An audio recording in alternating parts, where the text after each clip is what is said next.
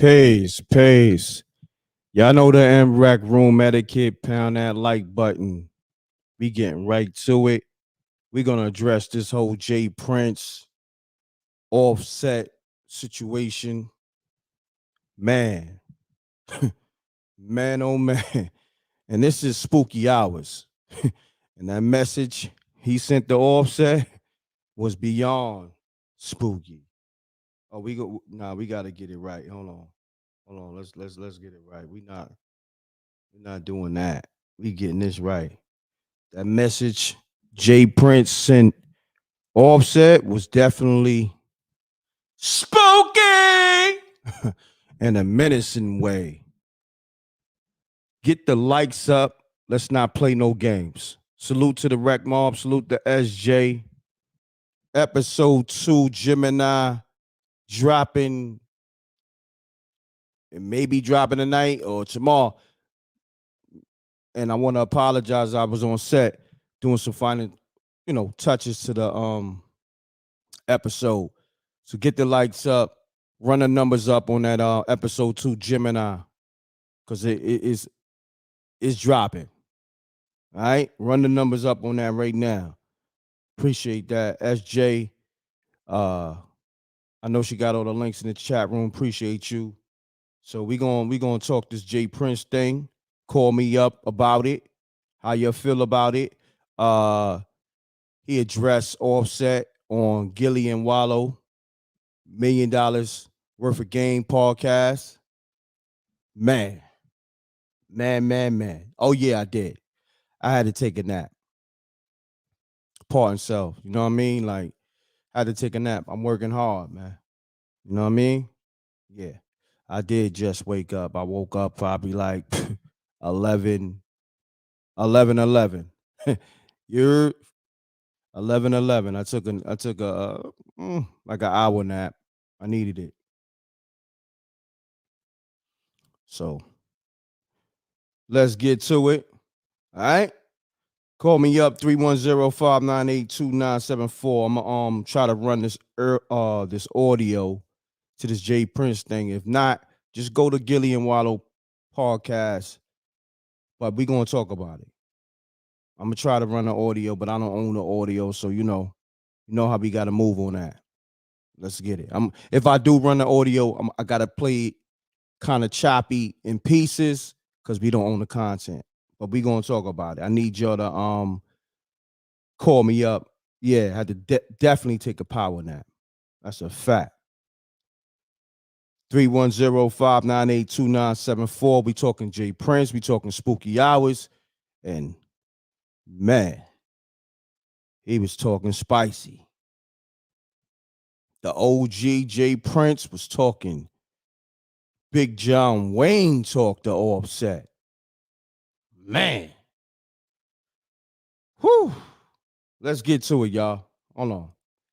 Let me open the lines up. Just call me up because I know a lot of y'all heard it already.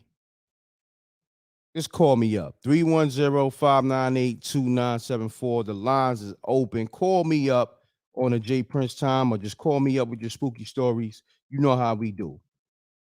We're gonna combine both of the worlds because they kind of,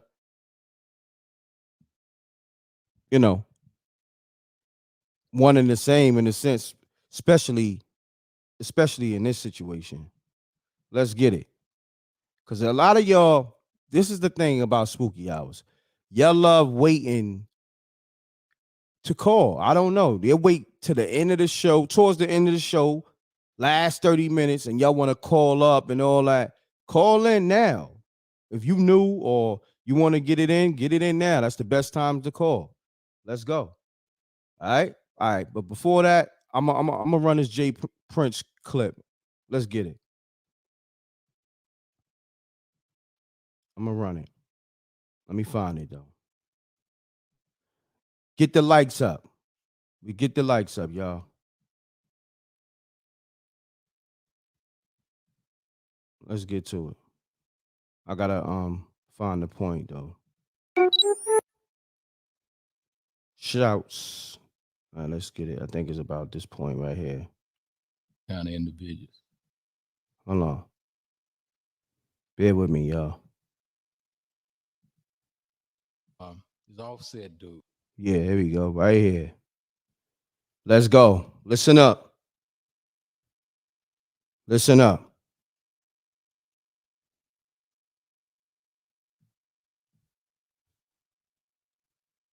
Soon. But it's Offset, dude. I ain't gonna leave him out.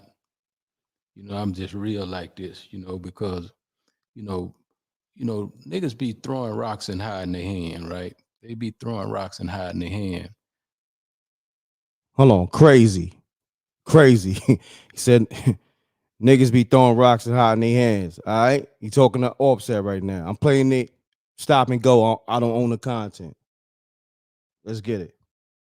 And I don't like them kind of individuals, and the truth of the matter is, one can dance and different things in front of these different cameras and all that kind and when reality, the truth of the matter is, nigga, you wasn't really right there with Takeoff when he was alive. Damn. Hold on. You heard that? You heard that? He's sending shots. Said, hold on. Nigga, you wasn't even right there when Takeoff was alive. Damn. Hold on. We gonna keep going though. You know what I mean? So for you to be taking these positions that you taking, you know what I mean? And I got people everywhere, so I hear all kinds of things. I'm gonna just say this to you. Don't never put me in no position where, I have to defend myself. Damn. Shots fired. J. Prince addresses Offset, pretty much saying, oh, I hear your whispers in the dark.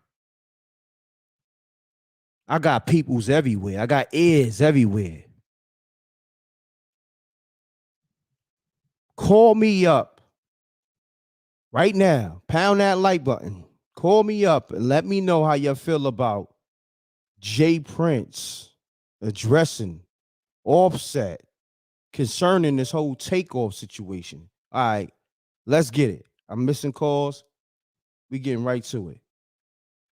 All right, let me get this image on the scene on the screen. Matter of fact, hold on. Let me take this off. I'll put it right. Peace.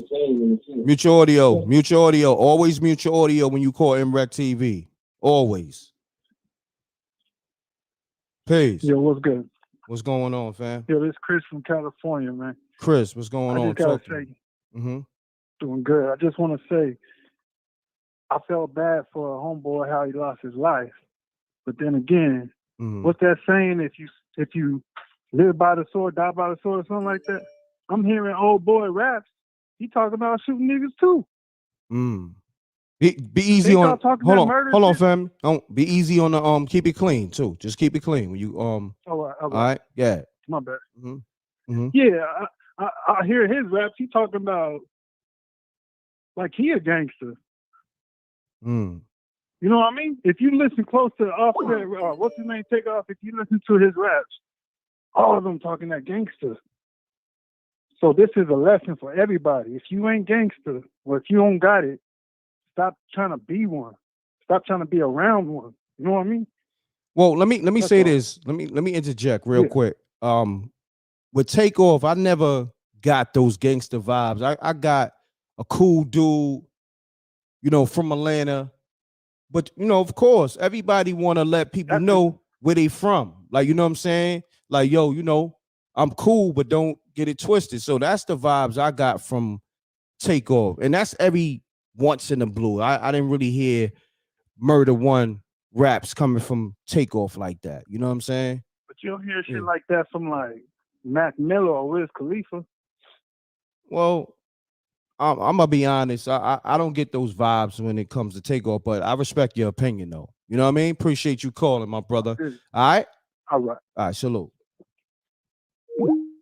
You know, see, it'll be a difference. Hold on. Momo, what's going on? Hey. Hello? Yeah, what's happening? I want to talk about the whole J Prince interview. Okay. Talk to me. Am I on the air? You live. Oh, okay. What you thought? Hold on. What you thought you was calling my crib or something? What's happening? No. I'll be confused with people. I be confused. No, because I know you be saying mute your audio. Oh yeah. I'm lost. You can, Okay. yeah, let's get it. I was a little lost too. Mm-hmm. Okay, so J Prince Senior trying to act like he don't know who Offset is, talking about that dude. Like, you know, he is part of the Migos, you old fart. Like, I can't stand him. His hair is thinning at the top too. Like, at the end of the day, you talking about some, oh yeah, he wasn't even there. Oh, but your raggedy son that's sitting on the side of that podcast, he was there. He was there. Mm. And isn't Gilly and Gilly the kid? Gilly is so lame to me. I can't stand them. Like, why's that? What's wrong? Talk to me. I cannot stand them. I just can't. You gotta explain. You can't say that and don't explain. You have to explain.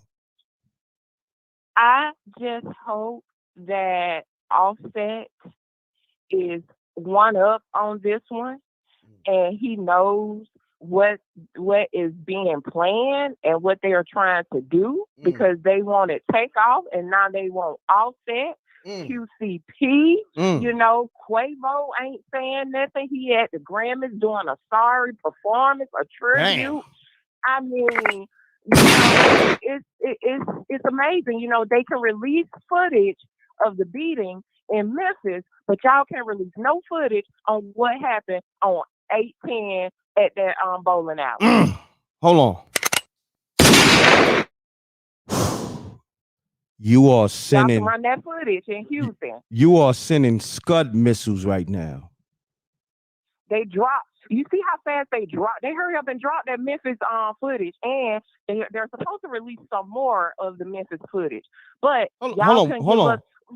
What footage you said? The Memphis footage of the Tyrell guy being beaten by the police. Oh, I didn't see that. I gotta tap into that. You didn't see that? Yeah, but Momo, hold on, Momo. Hold that thought. I'm gonna call you back. I'm gonna take this other caller. I'm gonna hit you right back. All right? Hit you right back. I'm trying to get everybody on the line. I got you. I'm gonna hit you right back. Sorry about that. All right, now you good. Okay, pound that like button. All right, let's get it. Okay.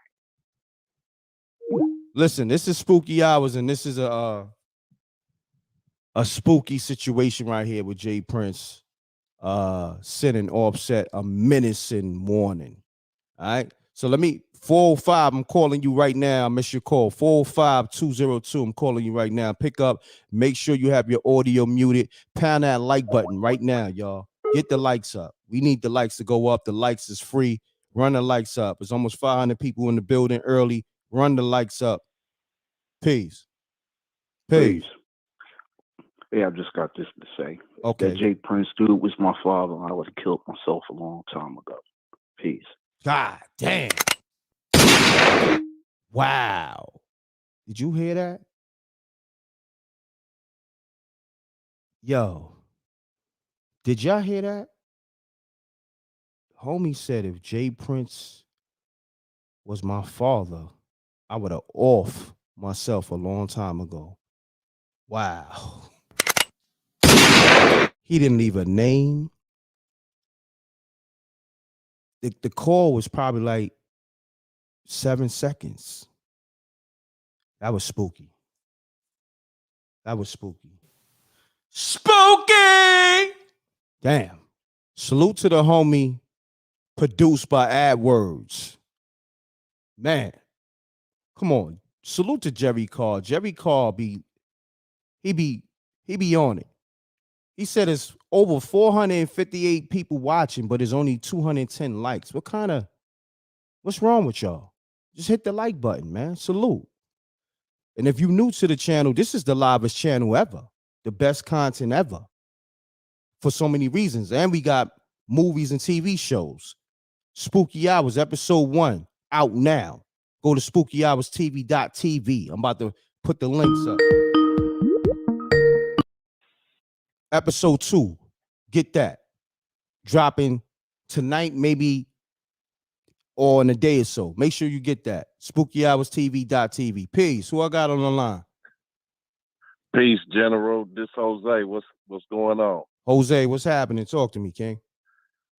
None. I'm looking at it. I'm hearing you, but Jay Prince a little older. You know what I'm saying? He need to go get back out the scene, sit back in his rocking chair and relax. Because you got to remember, he dealing with these young battle cats, man.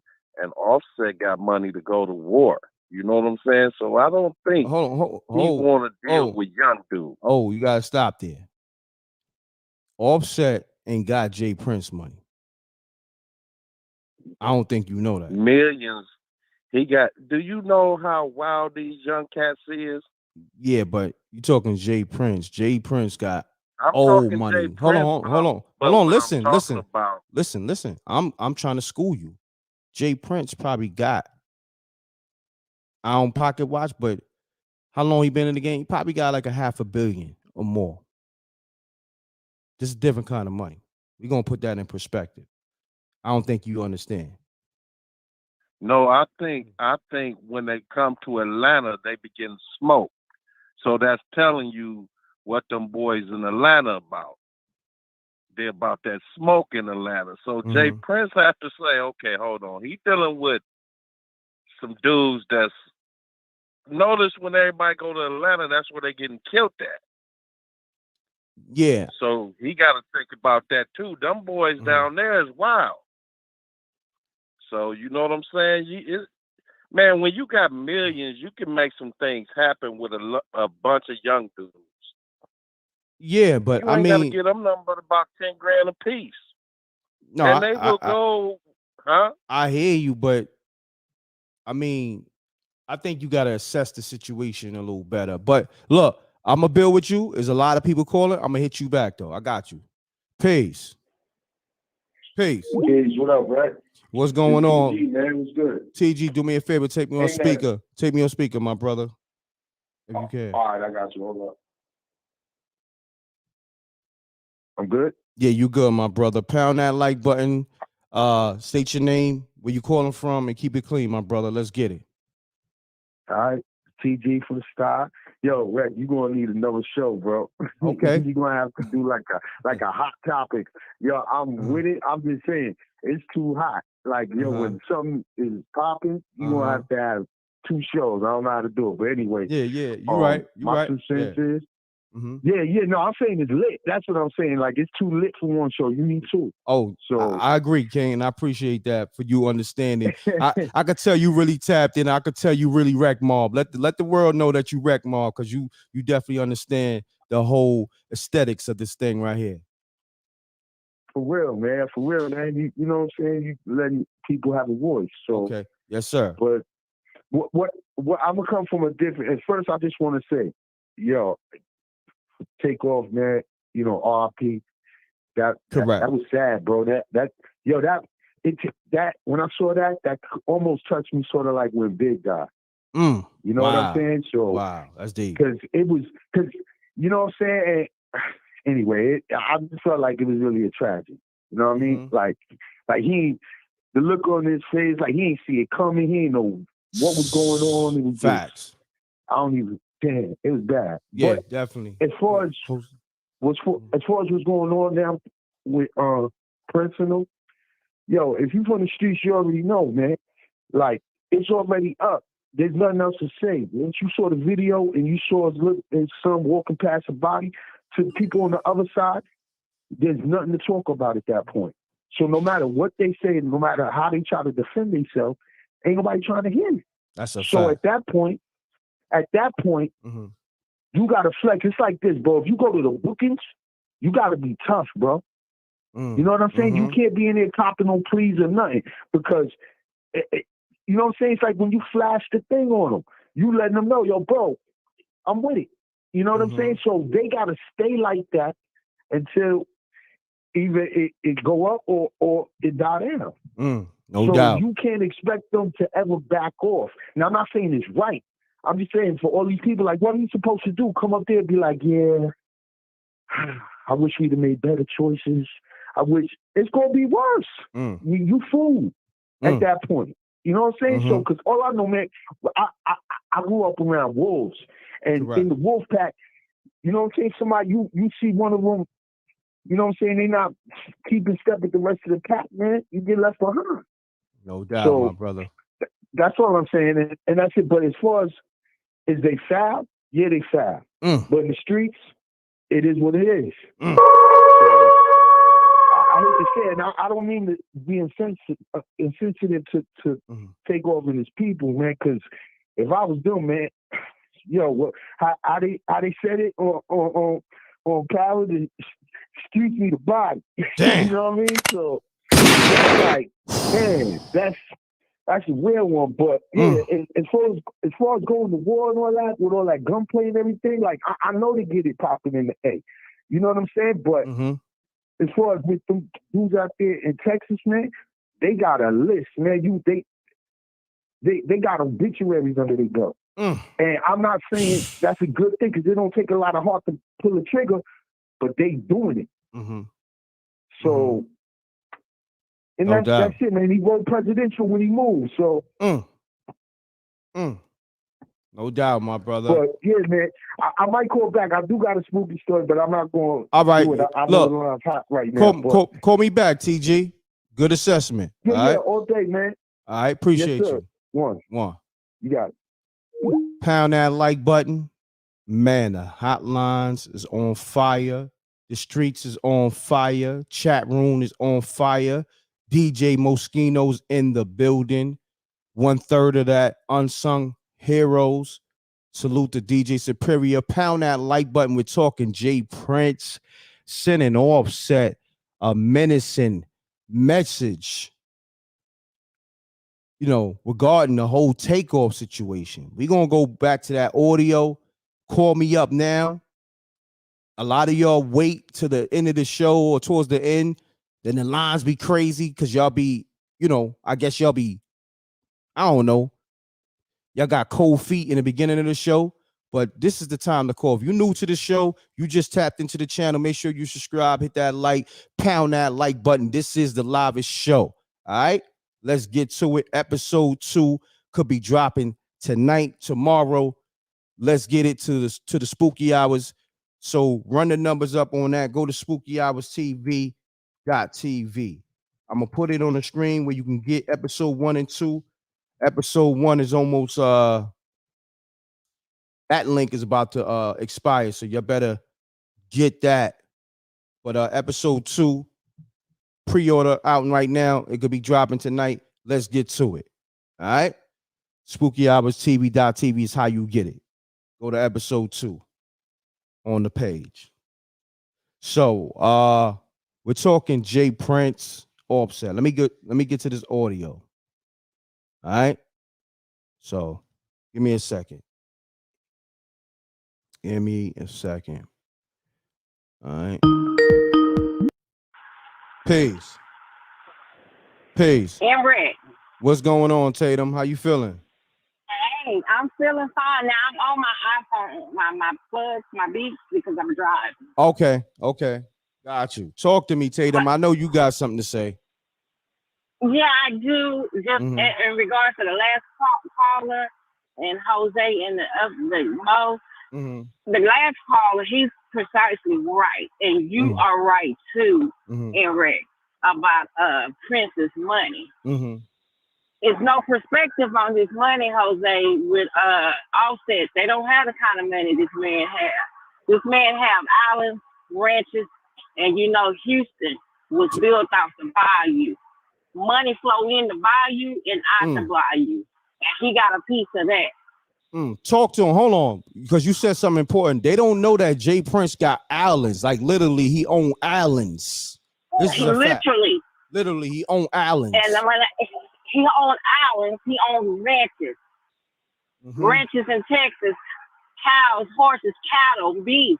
That's big money here. And another big thing, Houston was literally built off the bayou that brought in wealth not only to Texas, but all these surrounding states, including New York. He got money flowing up the bayou. That's a different kind of thing. Offset them don't know about that money. Please don't get Jay Prince Sr. confused with his son. Correct. You're right. He's an older man. That don't mean that he's slow. That means he's wiser. He don't move the way you all think. And just because you have money, it takes more than money in gunplay. You got to have people in your pocket in high places. When I say high places, they owe you favors. Offset, QB, or whatever that record company, they don't have those kind of QC. They don't have those kind of favors that this man has. Correct. So let's get an understanding. I'm not saying that was right, because that was definitely wrong. Because they could have protected him. He should not be dead at all.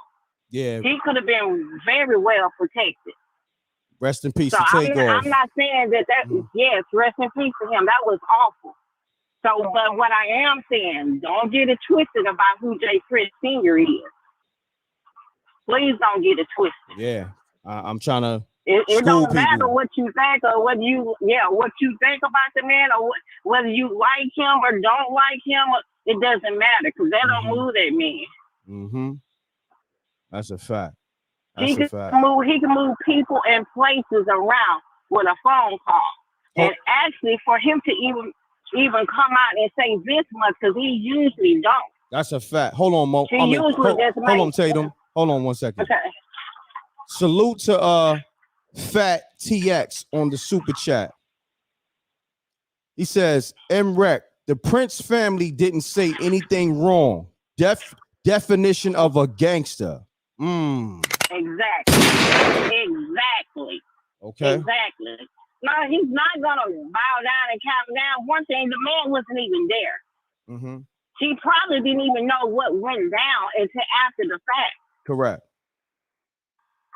And no matter what we saw on TV or on video, none of us was there, so we can't exactly say what went on and who did what.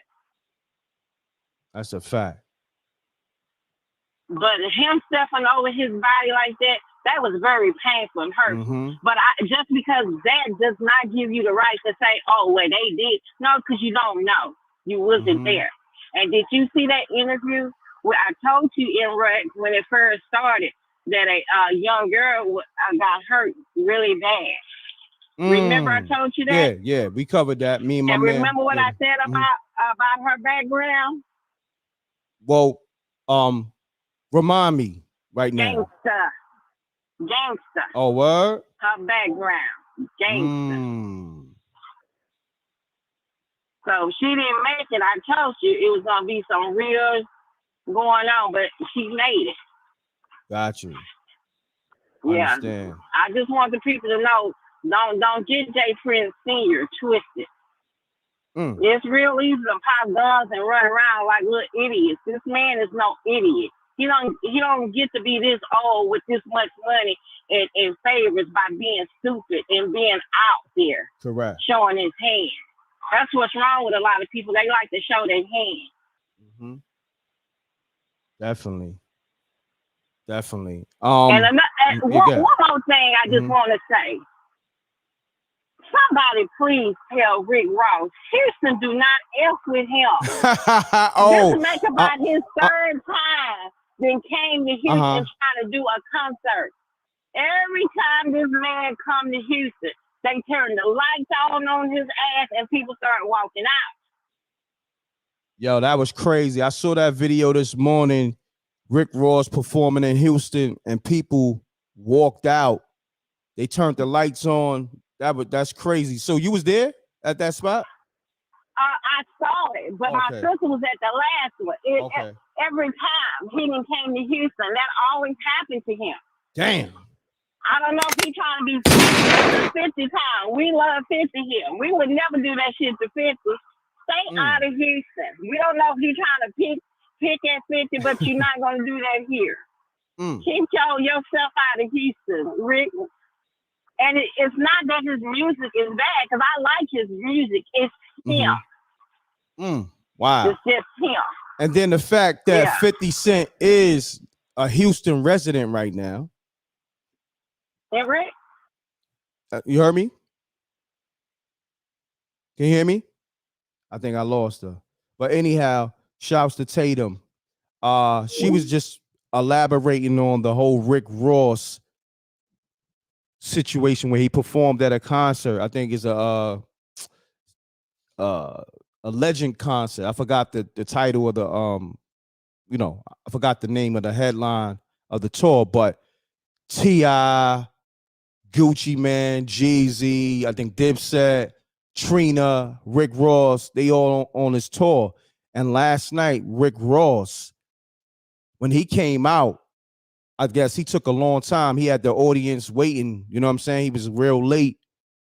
They already started walking out and they had the lights on. Like Houston, they don't really play that. Like the people, the promoters.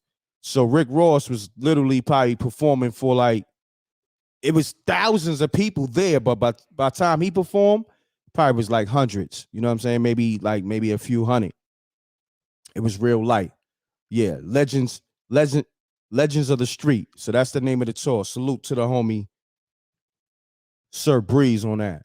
Sir Breeze 33. Appreciate that. So the Legends of the Street tour that features T.I., Jeezy, Gucci Mane, Trina, Dipset, and so forth and so on. Rick Ross came out in Houston and the crowd was already walking out and they had the lights on. You know what I mean? Matter of fact, I'll play that footage in a little bit too. But we talking this J Prince. This is Spooky Ops. Call me up with your spooky stories. Like the homie TG said, I might have to do 2 different shows, but I try to intertwine the two. Because it is spooky hours, but this is a spooky topic with J Prince sending a vicious message to Offset. All right, I want to do this. First and foremost, I appreciate the Truth Lady on her super chat. She said, my pops taught us to work in silence and let our success make the noise. Facts. I like that. Agreed.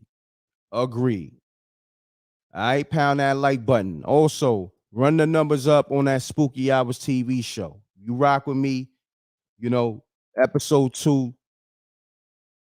be dropping tonight. Esco, he's doing a lot of special features to it. So, you know what I mean? Trust me, this one right here, you may want to watch it with all the lights on. So you want to get this pre-order ASAP on the Spooky Hours episode 2 to the TV series, because this one you're gonna have the lights on. You gotta have the lights on. I know the other one. Yep. Listen. SpookyHoursTV.tv. Go get your copy now, because when this episode 2 drop, y'all gonna be like, m.reck, why did you have to go so airy with it? This one, man, episode 1, fire and all that. Salute to DJ Moschino. He letting you know episode 1 is crazy. That's my brother right there.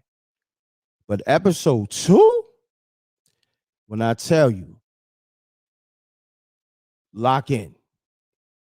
Get that right now, because the servers, the server crashed Friday because of episode 2. So get yours now, because it's gonna be hard to get.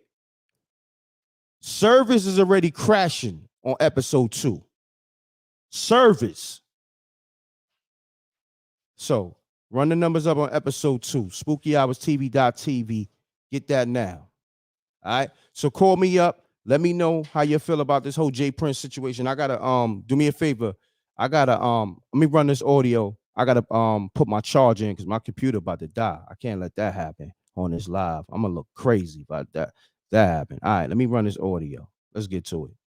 I'm gonna run this J Prince audio from the Gilly and Wallow $1 million worth of game. I gotta play how I gotta play. I don't own the content. All right, so bear with me, y'all. Let's get it.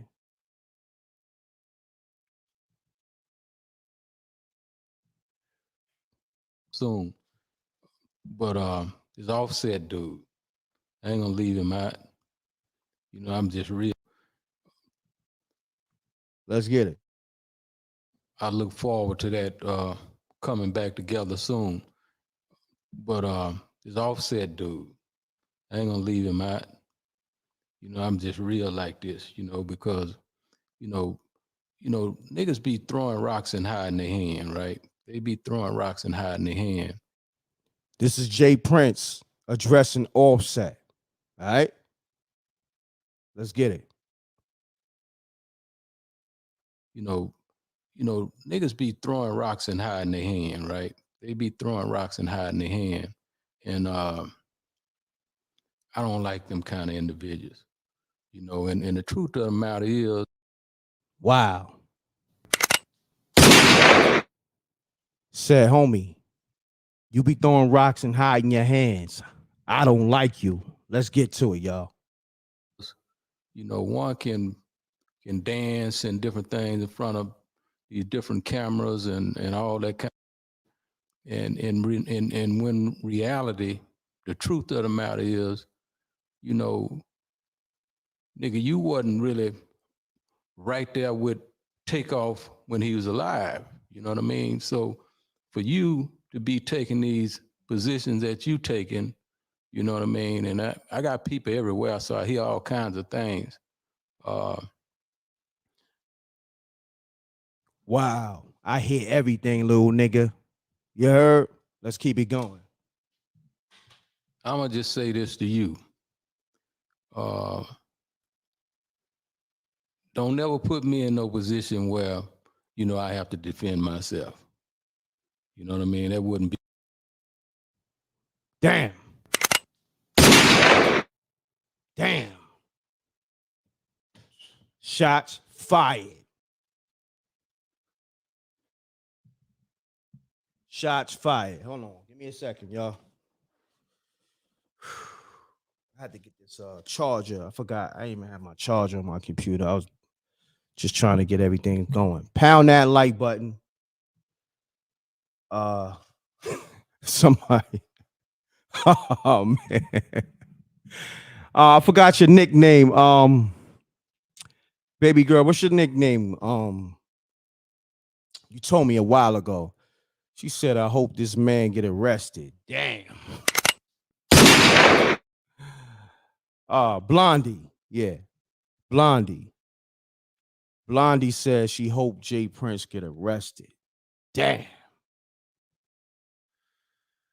Woo. All right, I'm gonna play it back. I got you.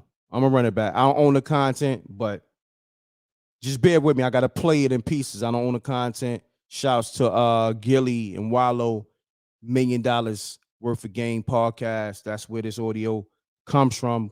But you know, this is J Prince addressing Offset. All right. Shouts to Whoa.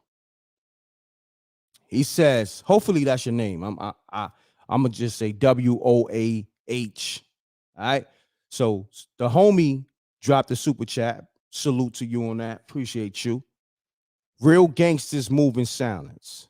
He could have just pulled up on Offset without addressing it on a podcast, just to get people talking like right now. Salute to the homie. You got a incredible point. A valid point. You got a super, my bad. You got a super valid point. Pound that like button. Let's get the likes up. Run the likes up. We got over 600 people in the room. Salute to the rec mob. This is Spooky Hours. Call me up. I need some real G's calling me up on this J Prince situation, man. I need the streets calling up. Let's get to it. Tatum, I don't know what happened. Call me back. We was addressing the whole Rick Ross situation in Houston that happened. Call me up right now. I need the wreck mob. Calling up. Tyson be having great perspectives. Tyson, call me up right now. Let's get it. 310-598-2974. And call me up with your spooky stories, because this is spooky hours. A lot of y'all be waiting to, towards, I guess midway through the show, 3/4 in. Call me up. This is the best time to call. All right, I'm gonna call back Momo. That's what I'm gonna do. Because Momo. Matter of fact, I gotta call back Tatum because she was still let me call back Momo. Let's get it. Pound that like button, y'all. I'm about to run it back.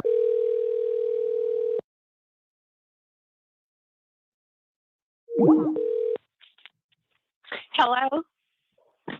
Momo. Yeah. Hold on. This is Momo? Yeah. Okay, I had to make sure. Momo, what's going on? Talk to me. So Matter of fact, hold on, Momo. I gotta take this other call. I'm gonna call you right back. I'm sorry. I'm gonna call you right back. Yo, what's up, right? What's going on, Tyson? Talk to me, man. What's up, my man? Yeah, well, I happened to watch the whole video. Okay. I mean, the whole interview. Okay.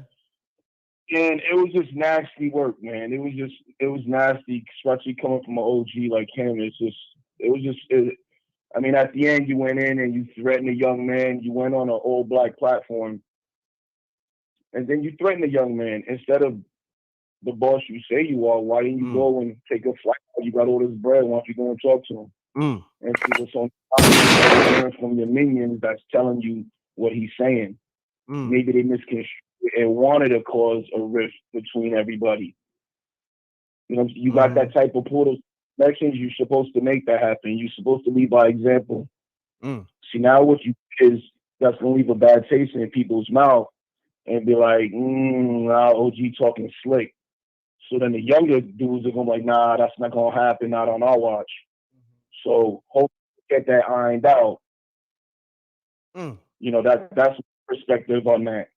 Because and then they brought paperwork highlighted that they made Gilly read, and he's there all silent bit, and he was all fumbling, and then they got off topic, and then Wallow started talking. Hold on. You said Gilly was all fumbling? Yeah, because he was asking Senior, oh, do you want me to read it? And then Senior was like, yeah, might as well read it. And the paperwork was highlighted already and outlined what he wanted him to read. So obviously it was scripted to read something. I seen it. Everybody, whoever watched the interview, they tell you that's what it was. And he was reading it, and it was talking about one person supposedly said something. So that was that. I mean, like, if it was a real honest interview, there should have been some pushback. Because it's a serious situation and there's accusations going around. Just like Senior said, he heard things. I'm sure, you know what I'm saying? Offset heard things. Correct. And he wasn't there, right? He wasn't there, but he was doing all the talking. Let's just son talk. He was there. You see what I'm saying? I mean, there's a lot just to look into. And me, what I took out of it as there's the OG. I mean, you know what I'm saying? He could have said, I mean, his wording was, and he's particular what he's saying. I mean, he's a smart man. But at the ending, it was just like, come on, man. Like, you could have just left that out. I understand you wanted to address it, but, he's always talking about respect and everything. Yo, you know what? Make that phone call, man. No doubt. Yo, Tyson. Now you're going to have these out here, you know what I'm saying, jumping out the window. No doubt, King. Man, Tyson, I appreciate you tapping in, addressing that. And because I'm seeing people saying Gilly was stuttering like he was being interrogated. You know what I mean? Wow. I gotta watch it because I saw clips. You gotta watch it. You gotta watch the whole thing. And like then Wallow, Wallow, he was handling it well. Then he went off topic and started talking about these street rappers. I mean, these young dudes who are rappers and then they get in the game, and then they have goons around them, but they're not really about that life, which is correct. But that's just been in the culture forever. Like, you know what I'm saying? It's nothing new. Got you. But you know what I'm saying? So, you know, I get what he was saying. I was, it just been all for me, but I was just like, I would have taken a different route. No doubt. That's all. Yo, Tyson, I appreciate you, my brother. Salute. All right. All right, man. Salute, bro. All right, peace. Peace. I gotta get to these other callers. I got you. 702. Hold on. Peace. Peace. Mute your audio. Mute your audio. Peace. Hello? Yeah.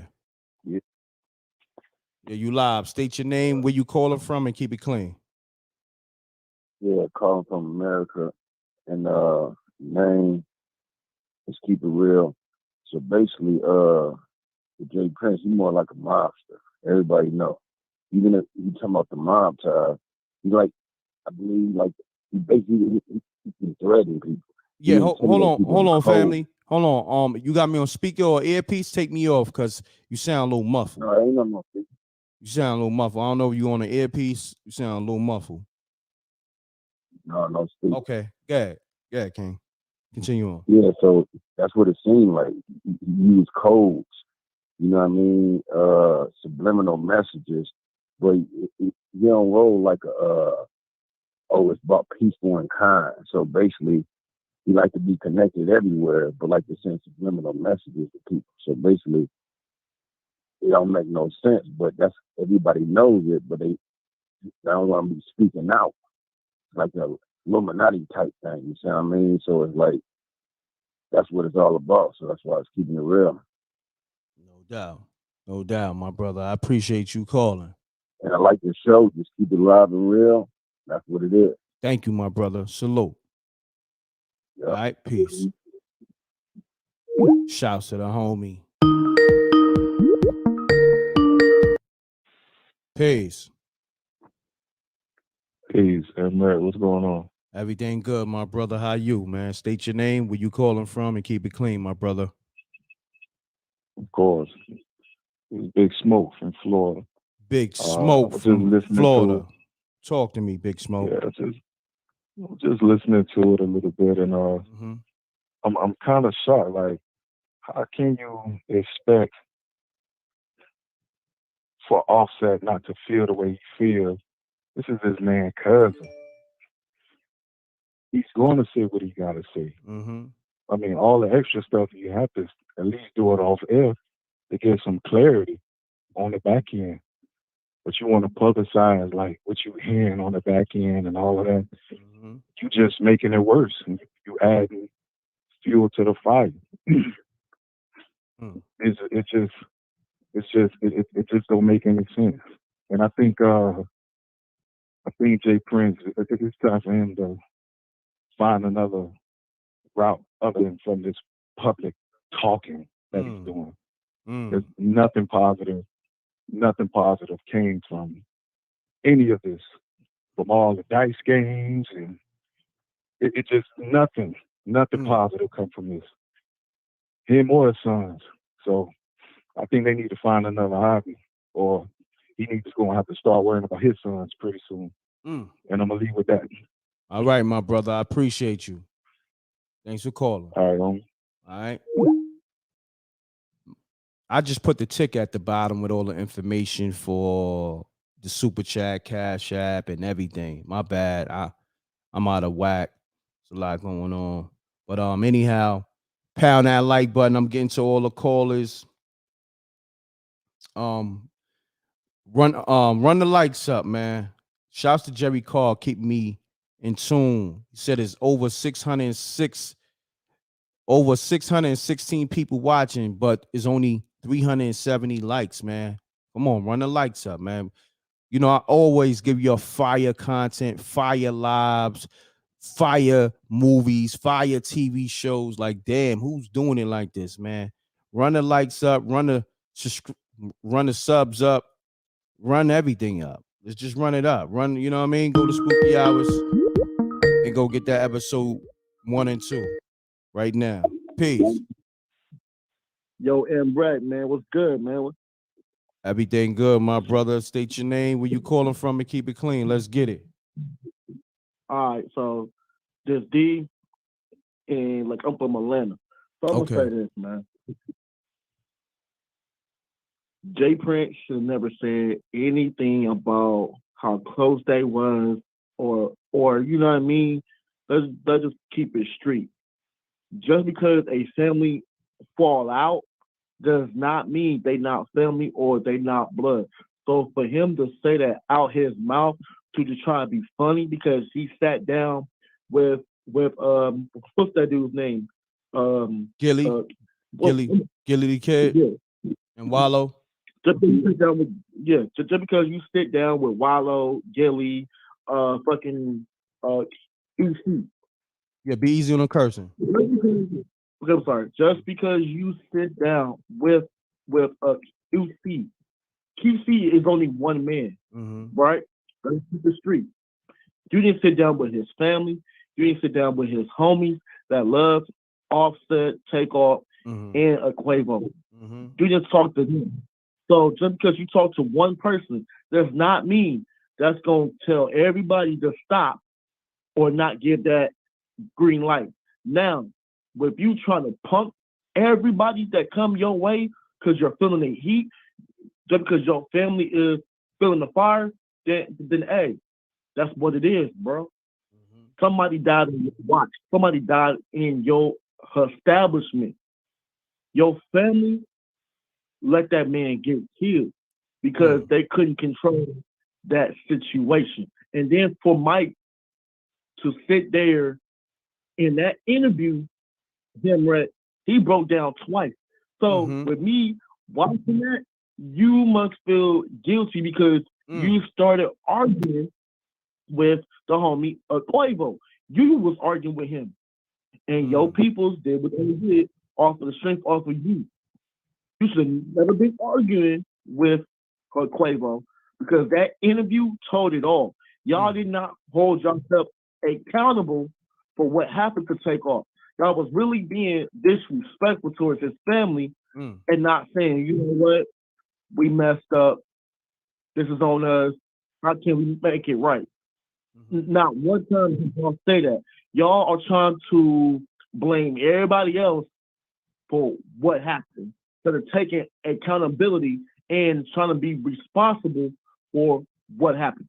That's my thing. And then with the homie Gilly, I feel like he was punked. I feel like he was scared because his voice. Come on, bro. Hold on. What happened to his voice? What? Hold on. What happened to Gilly's voice? That man, he acting like he was scared of Jay Prince, bro. Damn. His voice was all low. His voice was all low, and he was talking all low. The only one that stood his ground was the homie Wallow, bro. Wallow was not scared of Jay Prince. He was asking all the questions. And then with the homie Gilly, man, you lost all respect. You lost your street cred. Man, you from Philly, my dog. You from Philly. You made everybody in Philly look bad, bro. Damn. Woo. Like, nigga, you was talking like you was scared of this man. Scared. But you won't doing all of that when you checking Black 100 and stuff like that. He was in his face. He was all loud then, but as soon as Jay Prince sit down, oh, bro, you act like he your dad, nigga. Damn. Pound that like button. This is the livest show. m.reck TV, Spooky Hours. Because I know you personally, bro, I know that you ain't going for that, bro. Like, you're not going to switch up, that your voice ain't going to go low. I know that you ain't going to let somebody come in your establishment, your building, and try to hold you. I know you ain't going for that, m.reck. Hell no. Hell no. You already know that. You know that would have been a whole different interview. Jay Prince and Senior and Junior on my platform, whole different interview. You know? But you see how Jay Prince's son wasn't really talking. He was in his phone. Bro, that whole interview, told me it all, bro. They don't care about Takeoff. They don't care about Offset, his family. They don't care about Quavo. Like, you know what I'm saying? They don't care, bro. Y'all only trying to punk somebody because y'all feeling the heat. Y'all feeling the flames now. And now that you said what you said about Offset and Offset not being close to his cousin Takeoff, you should never say that out your mouth because you cannot say that about nobody's family, bro. I don't care how close you is. I don't care if family fall out. You are being disrespectful. So now you really gonna feel that heat. Wow. What's your handle again? What's your handle? What they call you again, family? They call me D. D. Shouts to the homie D. And where you calling from again? I'm calling from Bankhead. Bankhead, Atlanta, ATL.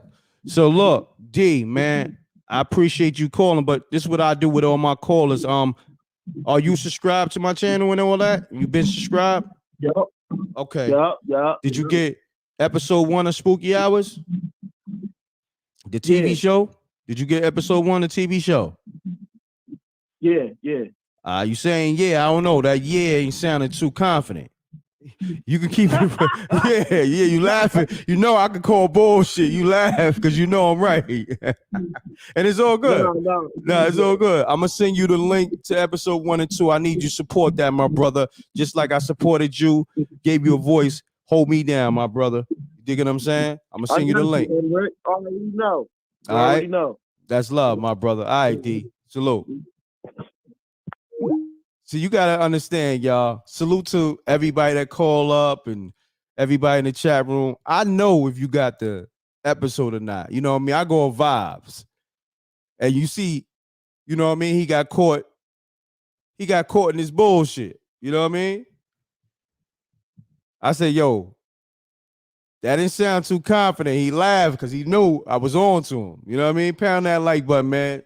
You can't run game on m.reck, but I like D. I like his commentary, but I'm gonna send him the links. Matter of fact, let me send D the links right now before I forget for Spooky Hour so he can run the numbers up. Run the numbers up, D. I like your commentary was fly. You know what I'm saying? It was real. You know what I mean? Appreciate you. There we go. Everybody who call, I'm gonna send you the link. Make sure you run the numbers up on Spooky Hours TV series episode 1 and 2. Let's get it. And everybody in the chat room, run the numbers up on the episode. Like, I don't even need your y'all want to send super chats, you can, but run the numbers up on the episode. I'd rather y'all do that. Y'all could donate that way. Run the numbers up. Let's get it. Anonymous, I'm not doing anonymous. I'm not. Unblock your number. I'm not doing anonymous. Sorry, but I'm not sorry. I'm not doing anonymous. Pound that like button. Call me up. It's 2023. We're not doing no block calls. We're not doing anonymous. We're not doing that. You know what I mean? That's not at this point in time. That's not no grown people shit. You know what I mean? Call me. Yeah. Peace. Peace. You know the m.reck etiquette. Ace the God, and I came here to represent. Ace the God, what's happening with you? Been a minute, my brother. How you? I'm good. Peace, original man. Peace, 7. Peace, God. Talk to me. Yeah, you can hear me though, right? Clearly? I can hear you clearly. Word. Peace. Peace, my brother. Hold on 1 second. Do me a favor, y'all. Pound the like button. Let's get the likes up. We got over 630 something people in the room. Get the likes up. It's late as shit. It's 1 a.m. Run the likes up. Run it up. Pound the like button. Let's get it. We got Ace the God on the line. Run the numbers up on the Spooky Hours TV series. We got the Spooky Hours live show. That's what I'm doing now. But run the numbers up on a Spooky Hour TV series because I took people spooky stories and I turned it into a TV show. Who's doing that? All right. Crickets. We're gonna leave that alone. You already know the answer to that. So Ace the God, talk to me. Let's get it. Yeah, I dropped my 16 ounces already, you heard? Oh, thank you, King. Appreciate you. That's love, King. So talk to me. How you feel about this whole J Prince Offset situation that's going on right now, currently? Hey yo, on the real, like, I ain't see the whole thing just yet. I mean, it just dropped about 2 hours ago, but I seen a little snippets. But it's looking like it's looking like one of those meetings that a parent take their kids to. You know what I mean, to a college to talk to the dean and try to not get their kids kicked out of school. You feel me? Because Jay Prince is basically doing most of the talking. Like, do me a favor, Ace of God. Hold on, Ace of God. Huh? Hold that thought. Take me off speaker or take me off the earpiece. I need to hear you real crispy. You sound a little muffled. So I need you to say everything you just said. I got you on the headset. Hold on. Let me take you off. Yeah. All right, hello? Yeah, I need you to say everything you just said in the last 30 seconds. Yeah, you sound crispy now. I got you. I got you. Just like I said, I ain't see the whole thing, just little snippets of it, but just a little bit I seen. It looked like one of those fathers, one of those parents taking their kids up to the college to go talk to the dean to try not get their kids kicked out of school because they probably did some dumb ish. You know what I'm saying? So because Jay Prince was doing most of the talking. He gave a little, shine to Junior and all, you know what I'm saying? But like it wasn't enough. It wasn't enough to convince me that, he was there on his own foot. Like I think Jay Prince probably woke him up, got him dressed, like, come on, let's go. You know what I'm saying? Like we gotta clean this up. And because like that's mainly a media cleanup, because as far as the law and cops is all involved, he got that on his finger. So this is more like a media cleanup to try to, they funds probably got cut, not just Houston, but even more towards the South. Like a lot of people probably not really in feng shui with the mob ties because of, what's occurred, the people we lost behind mob ties, including Takeoff. They had enough, but people got enough. People done had enough of mob ties, man. They ain't trying to feng shui with that, so they funds is getting cut. Now they got to do some media cleanup. You feel me? That's a good assessment. And then they're gonna go to $1 million worth of game because Gilly was the first one with his face out yelling at the camera, talking about why people recording. He got his whole face out there, veins popping out, all mad at who? Look, you facing the camera, you ain't facing the people. And they took that as bait, man. They said we're gonna use Gilly because Gilly already had his veins popping out. Gilly killed me, man. I mean, he's too old. He too old to be acting how he act, But that was a weak link. Jay Prince seen that as a weak link. He said, let's go get feng shui with Gilly and stir the narrative. You feel me? I hear you, my brother. I appreciate you, Ace the God. Appreciate the support. That episode 2, the Spooky Hours TV series, dropping tonight, maybe in a day or so. It's just like that, you know what I mean? I can't call it, but it's you know what I mean? We putting the final touches on it. So, but I love your assessment on this. That 2 drop. You said that 2 dropping tonight? It should be dropping tonight, but if not, definitely this week. You know what I mean? Like it's as soon as my editor hit me and be like, yo, it's in your email, I'm dropping it. So it's one of those situations. You know what I mean? He's doing his fine tuning. Yeah, because I already upgraded. I upgraded my joint. I upgraded my. I paid the other subscription for the next one. Okay. But okay. So I wait though. I wait. Yeah. As soon as it drop, you know what I mean? That link that you got is going to be live. You're going to be able to watch it. So just like the last one, you know what I mean? I think you got the pre-order to the last one too. And soon as it went live, you had the joint, right? Correct? Yeah, word. Yeah. Nah, keep it real. I thought it dropped already. I just put mine in. I'll catch it later. But okay. You know what I'm saying? I'm locked in. I'm locked in. No, you know, I keep an eye out as soon as that shit drop. Yeah, I like the first one. The first one was dope. Thank you, King. Thank you. Now this one is you gonna have to watch it with the lights on. You know what I mean? Right. This one you're gonna have to watch it with the lights on. You know what I mean? You may want to watch it. You may want to watch it in the daytime. You know? Nah. Nighttime with old girl. I'm gonna bring Shorty through. That's you know what I'm saying? That's a little, you know. Shorty gonna probably tuck her head in the covers.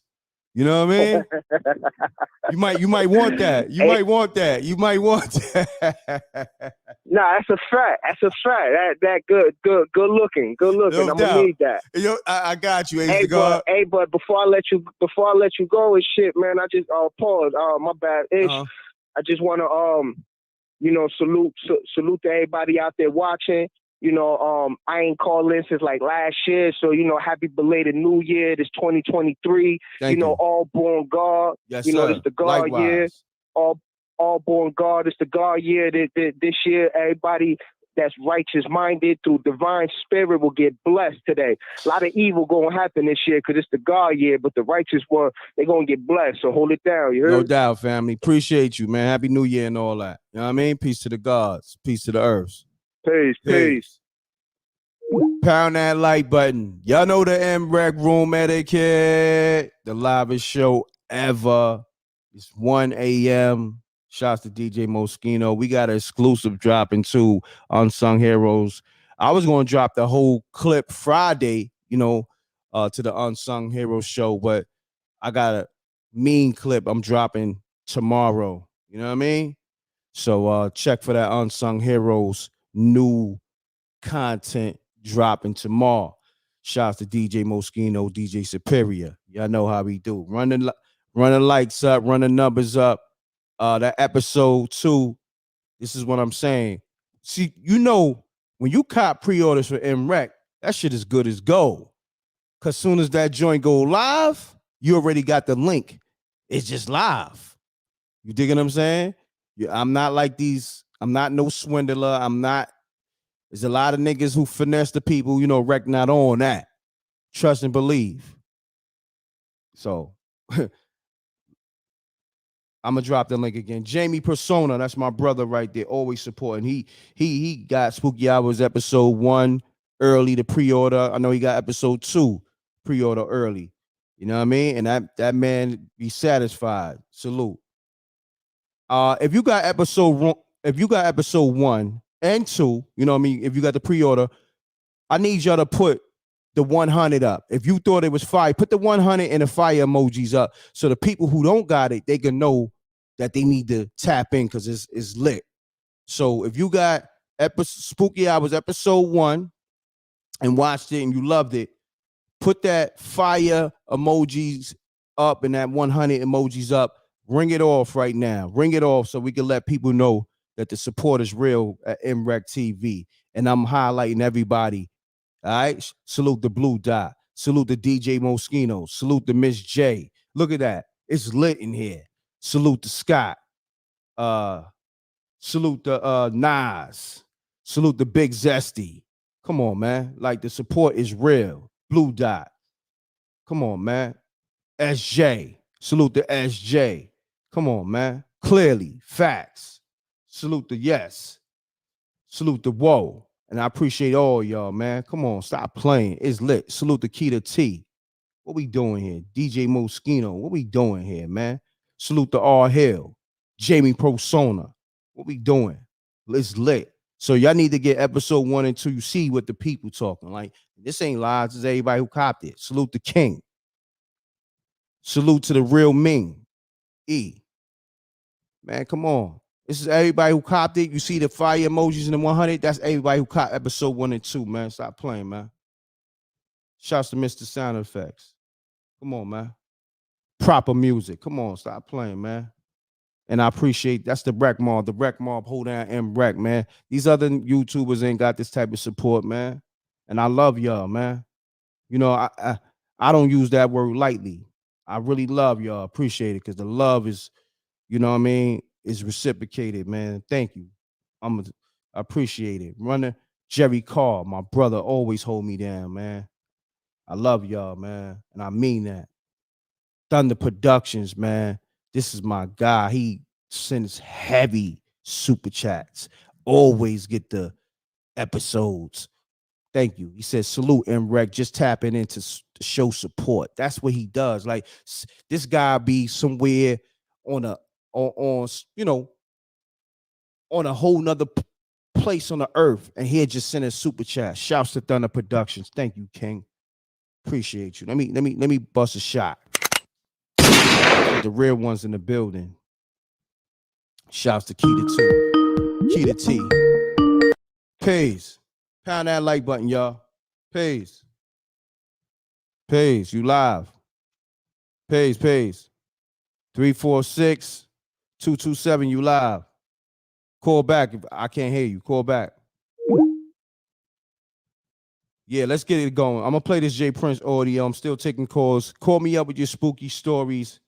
If not, we're gonna keep it on this J Prince and Gilly and Wallow whole $1 million worth of game. This is like a live reaction video with m.reck and the callers. All right, let's get it. Unsung Heroes is dropping an exclusive tomorrow on m.reck TV. Make sure you tap into that. Let's get it. Pays.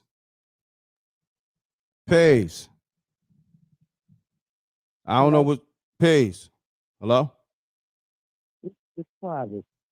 Yo, you sound muffled, my brother. I can't hear you.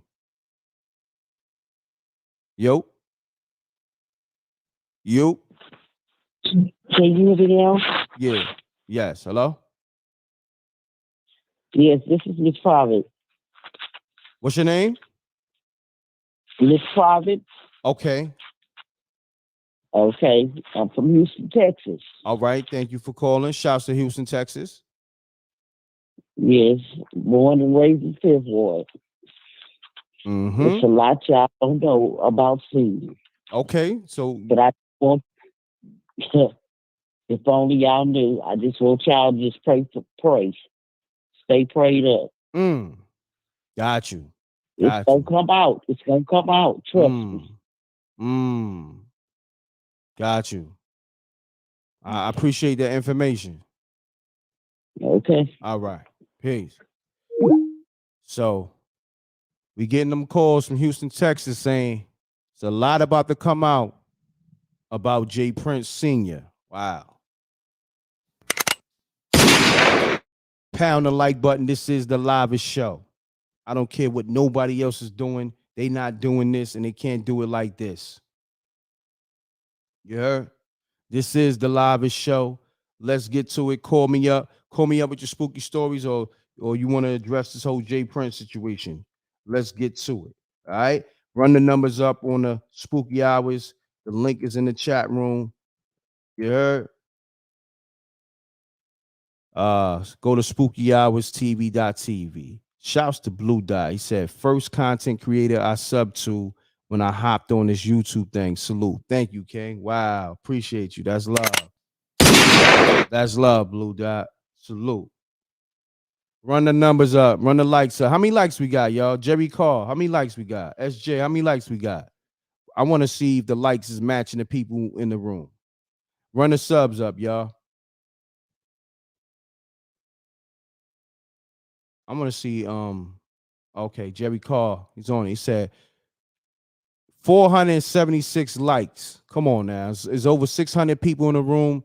Run the likes up. The likes need to match the people in the room. You know what I mean? The likes is free. Please run the likes up, y'all.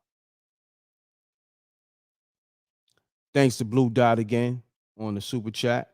Appreciate you. That means a lot. Said the first content creator I sub to when I hopped on this YouTube thing. Salute. Fact. Salute. Gotta bust a shot for the homie on that. Okay. All right. Call me up. Let's get to the spooky stories, or we can keep it on the J Prince. It don't matter to me. You know what I mean? I want to talk to the people regardless. So whatever type of time you're on, I'm on that time. I'm on that vibe. I'm matching energy. You know what I mean? But I'm hearing a lot of people say Gilly was stumbling and fumbling. Is that correct? I gotta really lock in with this interview, man. I only saw pieces. I caught pieces, but I'm about to play a clip again because a lot of people want me to play it. Salute the big Zesty on the super chat. Appreciate you. Says salute, General, and to all the truck drivers out there. 100 gunshots. Facts. Big Zesty, thank you. I appreciate that, man. Zesty, I could say this. He always supports. Been sending super chats. All right, we got Momo back in the building. Mute your audio, Momo. Hey. What's happening? I did. Okay. I did. That's what I wanted to say when you were saying explain.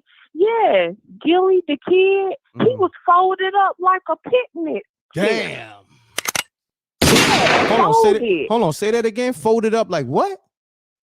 He had them folded up like a picnic chair on the side of J. Prince Sr. He folded up. Folded. Damn. And I was like, and then another thing too, J. Prince Sr., he kept barking out, talking about, I'm giving out $1 million of worth of game. So he barked that out like 3 times. So are you putting a $3 million hit on Offset's head? Is that what you was trying to insinuate? Like, you know, at the end of the day, we already watched 6 officers beat up a black man to death where he died. Correct. Then you're coming out on a public platform making a verbal threat at Offset, and you try to play like you don't know that he's part of the Migos. So we've already watched all of this stuff. So at the end of the day, when is enough is enough? Like, when is somebody gonna set you down? And another thing too, I wanted to comment on. I totally understand that he has all of these islands and all of this stuff. At the end of the day, is it his? Is it his? Because I've been seeing where people have all this stuff and it's taken away from them between 24 to 48 hours. And they don't have nothing. So is this stuff his? Is it the higher up? Because he's done all of this stuff. And another question I have too, didn't he snitch on Larry Hoover or somebody that was supposed to get out? I don't know about that. Momo, but hold that thought. I got another caller. Peace. m.reck, what up? Salute, family. All right, talk to me. Listen, this Chuck from New Haven. Chuck from New Haven, Connecticut, man. Salute to the whole CT, New Haven, Hartford, everything, New Britain. You know what I mean? Salute to the whole CT. Talk to me, Chuck. Listen, man, I'm a big fan of J. Prince. I read his books. I ain't got nothing but respect for him. I'm 37 years old. You know what I'm saying? And I know older dudes from my neighborhoods like him, but not like him. You know what I'm saying? He's just a thoroughbred from that era. You know what I'm saying?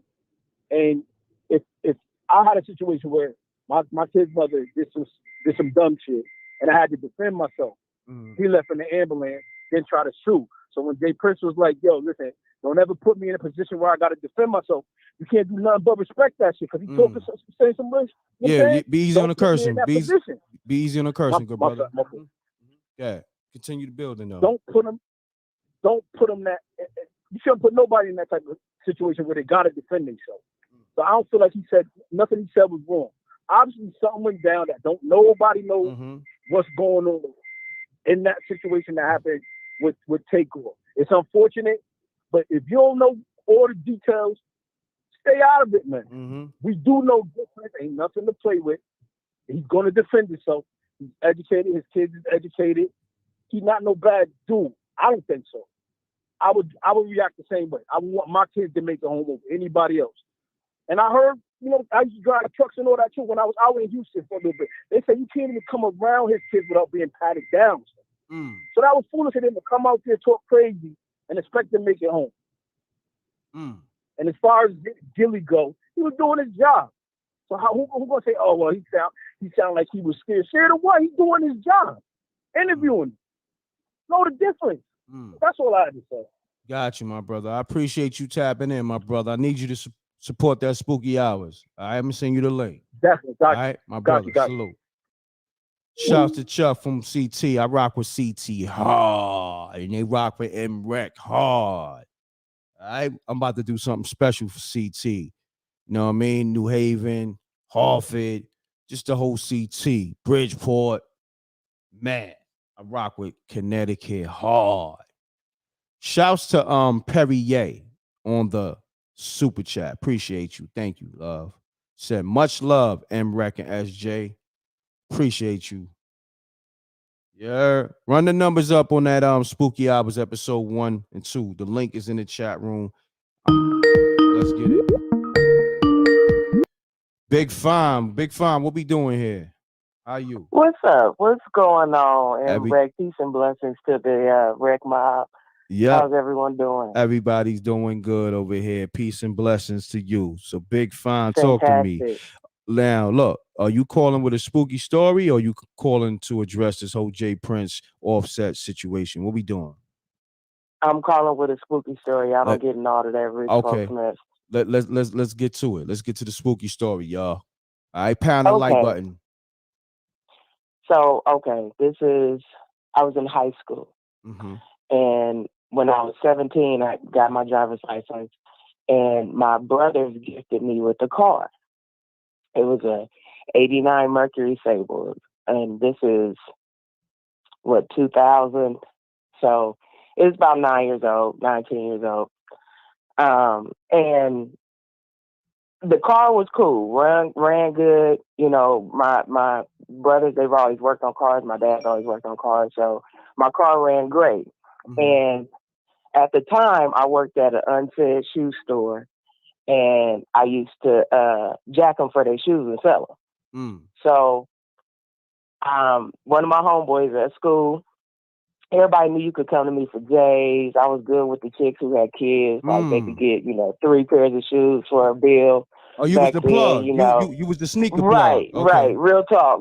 I had a fresh pair of shoes every few days. So everybody knew they could Big come Fine. to me. I see why they call you Big Fine. Okay, Big Fine. Let's get to it. Well, and that's that. I'll tell you the story behind my name too. Okay. So anyway, one of my homeboys at school, it was some fly, like granite gray Air Max 95 that had just came out. Mm-hmm. And he did his thing too. So I told him, I said, man, I need a deck. My deck messed up in my car. I need a deck. He was like, all right, bet. I'll get you a deck. Grab them shoes for me.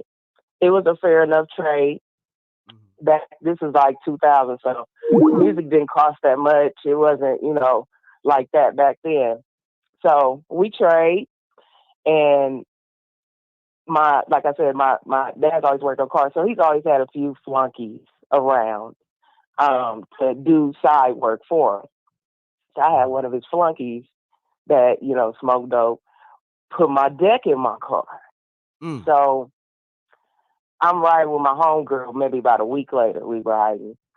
And the whole time the deck is in there, I can't get it to work right. Now, mind you, I had been talking to this dude maybe a month before I stopped talking to him, but I had been talking to this dude, and I went to his house one day, which was in a bad area. They stole the antenna off my car. Wow. Somebody was down there smoking. So stole the antenna off my car. So when I put this deck in, my antenna, I couldn't get no radio stations. And this is back when you did still listen to the radio. So I couldn't get no radio stations. But it's crazy. When she was in the car with me that day, I you got CDs and all that, and I had a CD. It was a CD deck. So I took the CD out, and we was trying to hear what was going on in town, that weekend. So I'm trying to get it to work, and I'm like, girl, it ain't gonna work. We don't have to wait till we get to the house. And while I'm trying to tune it, she hear it and I hear it. Fire.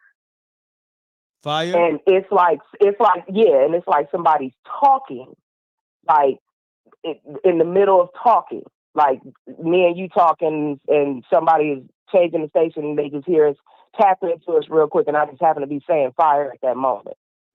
Gotcha. So we don't pay no attention to it. We just turn it back off, put the CD back in. So I take her to go grab some bud. And where she was going, the people take forever. If you come in, they want you to sit down and kick it. I'm like, just go in there and get it so we can go. And she's like, no, girl, you know they're going to be asking where you at. So I turn off the car, go in the house. Somebody comes up to the house running. Whose car is that? Because it's on fire. I run outside. My car's on fire. Wow. The wiring from him hooking up my deck, he did it wrong. Like I said, he smoked that white stuff. So he wired it wrong, and my car caught on fire. Wow. That's crazy. And I mean, if I was still sitting in that car, spooky, who's to say I'd be talking to you about it right now? Wow. Wow. Because I was dead set on like, girl, go in there. You know, I don't want to go in there. You know, they're going to want us to sit and smoke with them. And you buying it, and you got to sit and roll one up. Man, come on, let's go. I was dead set on sitting in that car. But I went ahead and got out and went on in that house. And that's what happened. That's what I'm happy to be able to tell the story. That's as far as sight for me, because you know everybody has different gifts. I want to say that sight is mine. Being able to catch those signs and to foresee different things. Correct. There was a situation. Hold on, Big Fine. Before you go into that, I need you to just sum the story up, because a few people is a little lost because they may came in late. So just give a quick synopsis on what the whole story was about. So pretty much what happened is I traded some goods for a deck, put the deck in my car, and it was wired wrong.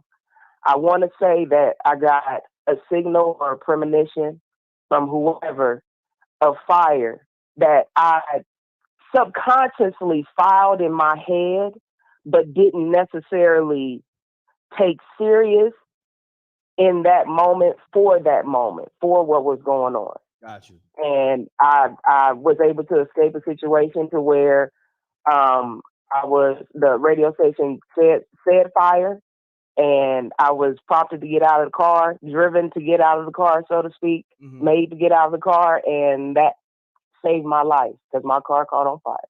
I'm gonna say this. I'm glad you're still here with us. You know what I mean? Thank you. You're welcome.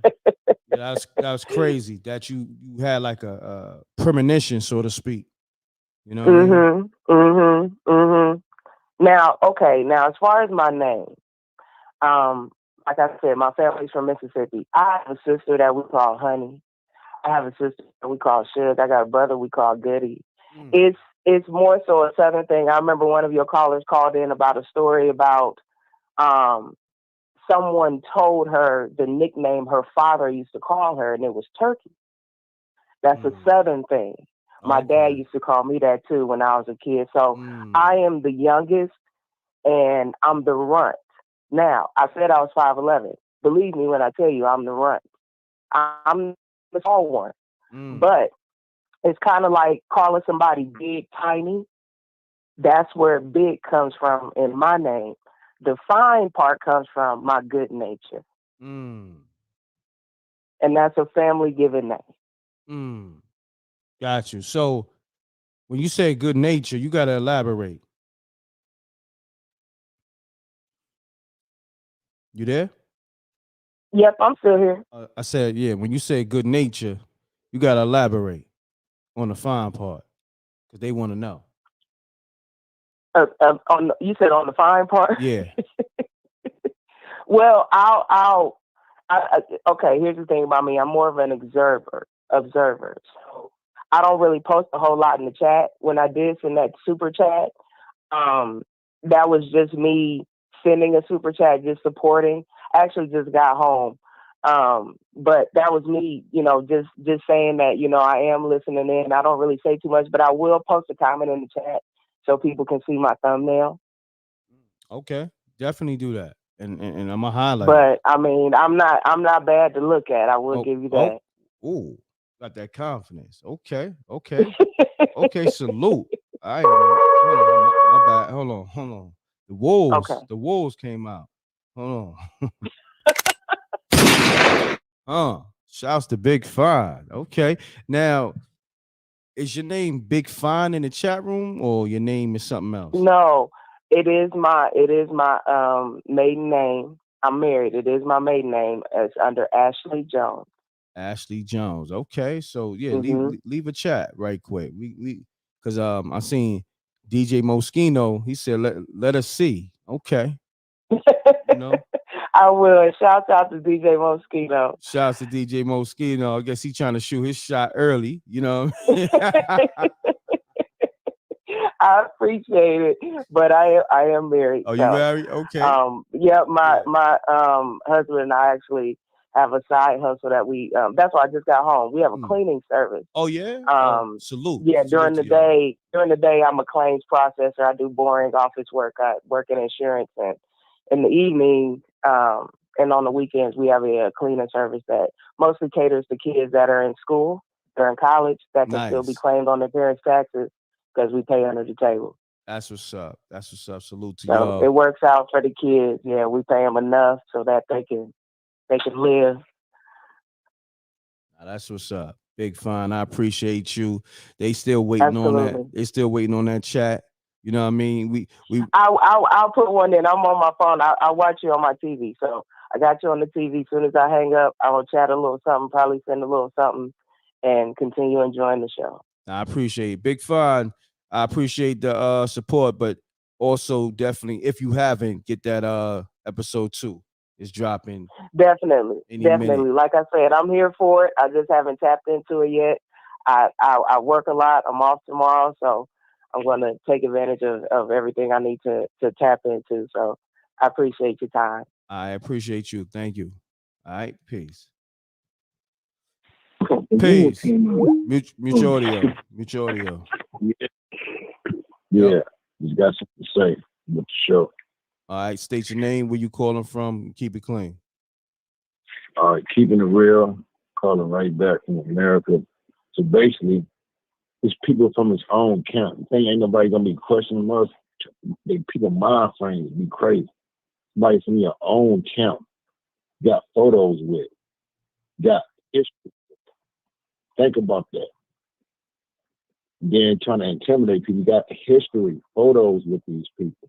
Somebody from your own, what you represent, mob stuff, intimidation, being connected with all these people, but keeping them silent because of, you got squirrel, you trying to do all these things. People you got pictures with, photos with, somebody from your own camp. Think about that. I'm out. No doubt. Peace. Got you. Pound that like button. We're talking J Prince. This is Spooky Hours. Big Fine just told a good spooky story. So if you want to call up with your spooky story, you can, or you want to address the whole J Prince, Offset, Gilly and Wallow, $1 million worth of game interview, you can as well.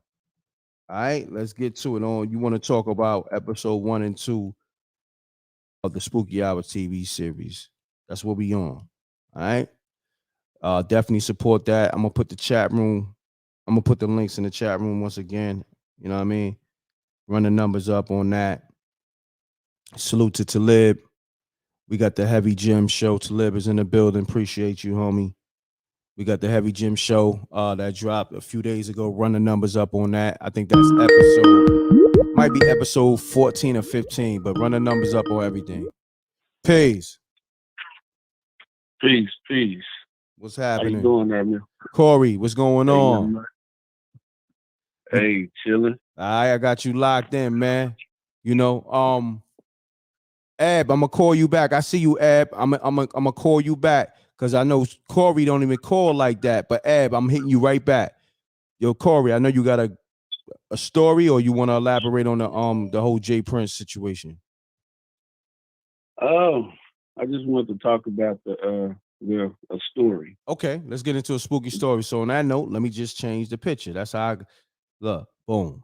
All right, so we right back to the spooky. Let's get to it. Okay, well, this is another true story. Okay. That other story was fire too, by the way. I'm definitely doing a episode to my TV series with that story. That's fire with the reptilian. You know what I mean? The dude that turned into a reptilian. That's fire. I got you locked in. We definitely doing that. That's one. I don't want to give it away, but just know we definitely doing that. You know what I mean? Okay. All right. No problem. Salute. So let's get to it. Well,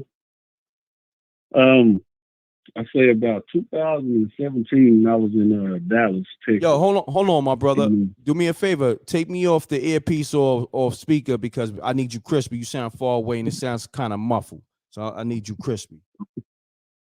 Okay, what about now? Better, much better. Let's get it. Okay. Well, I was in about 2017. I was in Dallas, Texas, in a hotel room called the Sterling Hotel. Mm-hmm. And you know, I'm going on 10 years of being a Hebrew Israelite. You know, and you know I drive trucks. Salute to all my truck drivers too, and all the Hebrew Israelites. Salute. Okay. Well, I was up there and I was studying out of the Paleo Hebrew Bible, Old Testament and New Testament. I'm studying. And I'm up in the room, and another thing I got to preface, you know, that another thing, I never seen a ghost. I thought it was a white person thing that said that they seen ghosts and stuff like that. I never seen a ghost. I believe in spirit, but I thought it was something that you seen with your spiritual eye. You know, you just wouldn't see a spirit moving around without a body. I thought you would see a spirit jump into somebody and act out within somebody, or you would see them within the spiritual realm. Correct. Well, so like I said, a lot of these things I experienced, I never even believed in. So I was up there in the Sterling Hotel and I'm studying, and I looked to the left. I don't know why I looked to the left.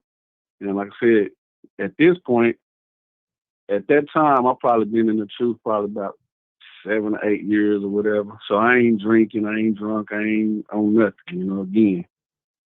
And I look to the left and I see a little white girl walk straight through the door. Just like the movie, she walked straight through the door and she was walking. She was walking and she was moving like she was on a mission, like she was going somewhere. Spooky!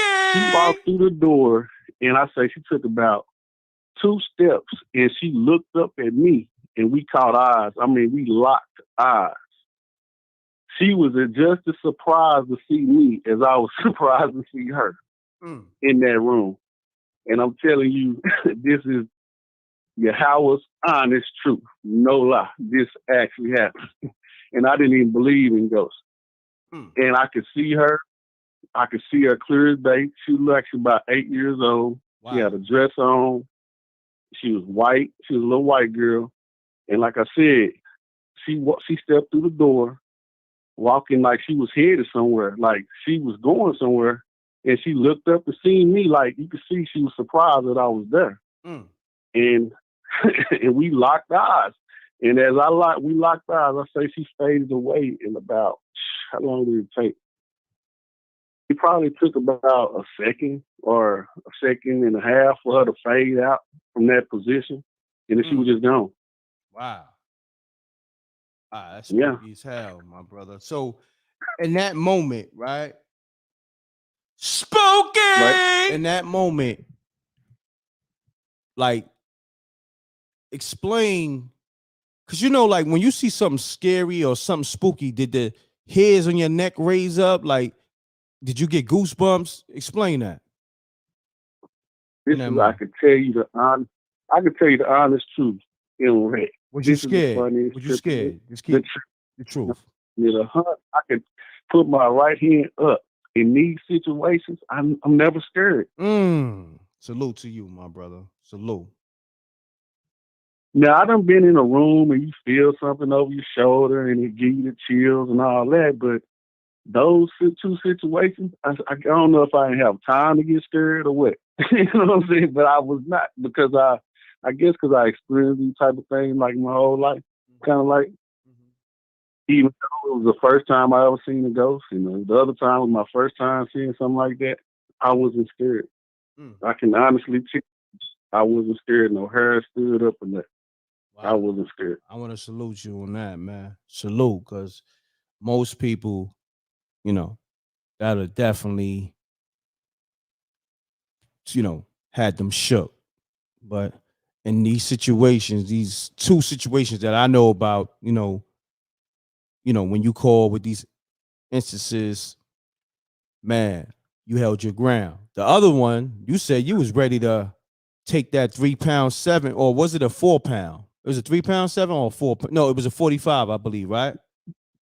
No, it was a 357. 357. I mean, yes, sir. But the other, in that situation, it wasn't that I was looking to hurt the dude because whatever that he happened. It wasn't nothing like that. Mm-hmm. It was just, he asked me, was I scared? Like he was asking me, was I scared? You know what I'm saying? Because he was like, did I scare you?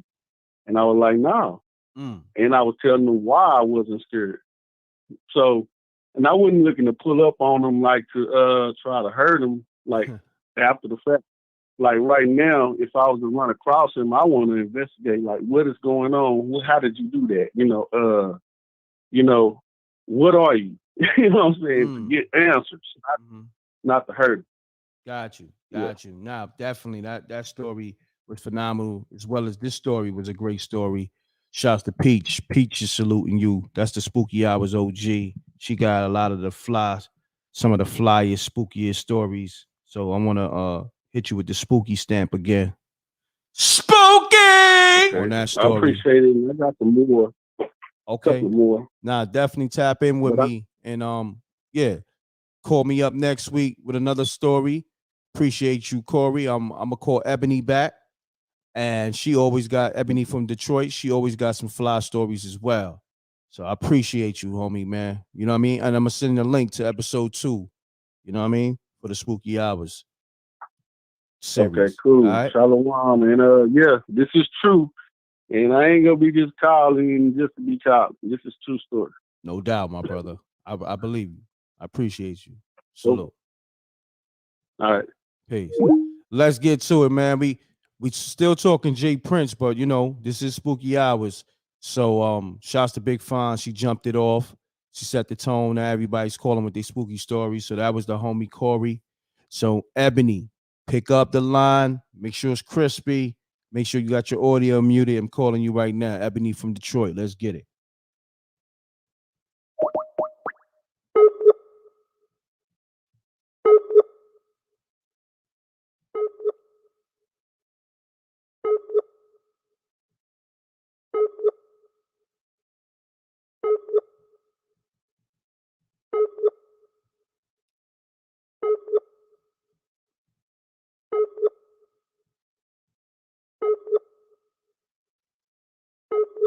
Yeah, I don't know what's going on with Ebony phone. Eb, call me back. The phone, it ain't going through. Call me back. Matter of fact, I'm about to let me see.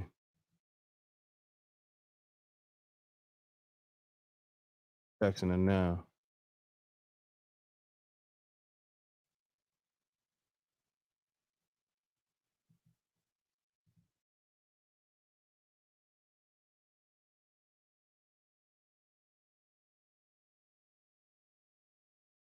All right. Call me up, 310-598-2974. Eb, she probably gonna call back. Maybe I don't know. She's in a bad area, so I just called her back. Eb, I just called you back. I don't know if you listen to the show. Hit me right back. You and Corey called at the same time. He called maybe like 10 seconds before you. But let's get to it. Moschino said that ringtone was definitely spooky. Spooky for sure. Peach in the building, Blondie in the building, Talib in the building, everybody. Running the numbers up on that Spooky Hours episode 1 and 2. You know how we do. You know what I mean? Salute to the Wreck Mob. We mobbing. All right. I'm gonna run this J Prince audio back. A lot of people ask me to run it back. You want me to run this J Prince audio back? Put a 100 up. Put the 100 up. All right. Blue Dot said, yes, sir. Yes, sir. Okay. Let's get to it. Let's get to it. So that's what we're doing. All right. We're gonna run this J Prince audio back. And like I said, I gotta play it in, I gotta play it kind of choppy. Okay, that's Ab. We're gonna run that J Prince back after we take this call from Ab. Ebony from Detroit, what's happening?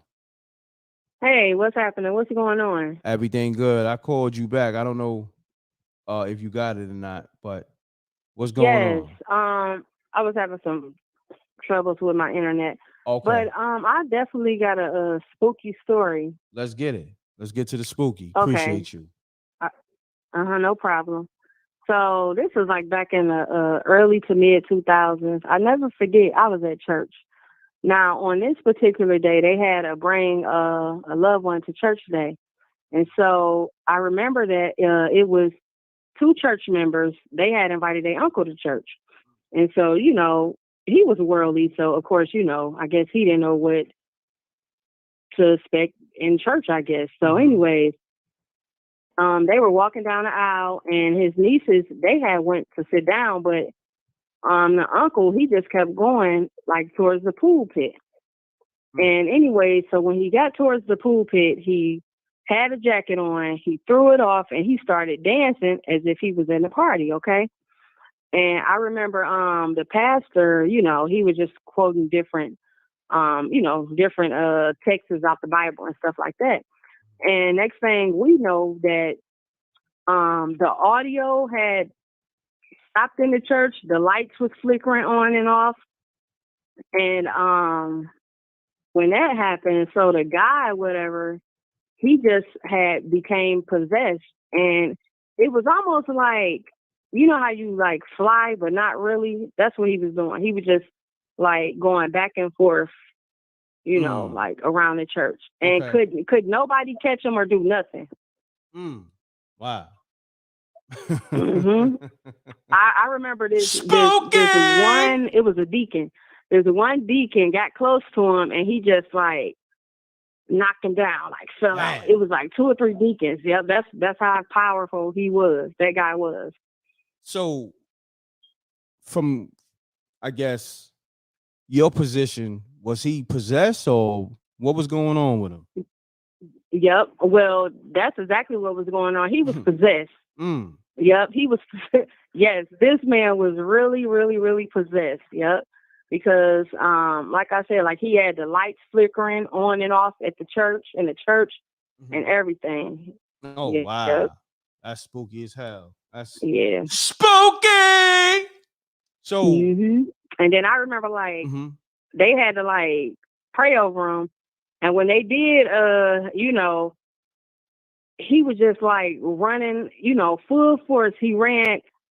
I remember it was like to the back of the church to get out the door, and he couldn't get out the door. And, it was like a big crowd of people that was, I guess trying to, get him together, I guess. But that was crazy. Trying to restrain him. They were trying to restrain him. Yeah. Got you. So that pretty much interrupted the service when that happened. Yeah, it did. Yep. Wow. Yes. So did you go back to church after that? Or yeah, we did. Yeah, okay. I had went back to church. It's just that everybody was talking about it for a long time because everybody was like, wait a minute, like we had never ever before seen nothing like that.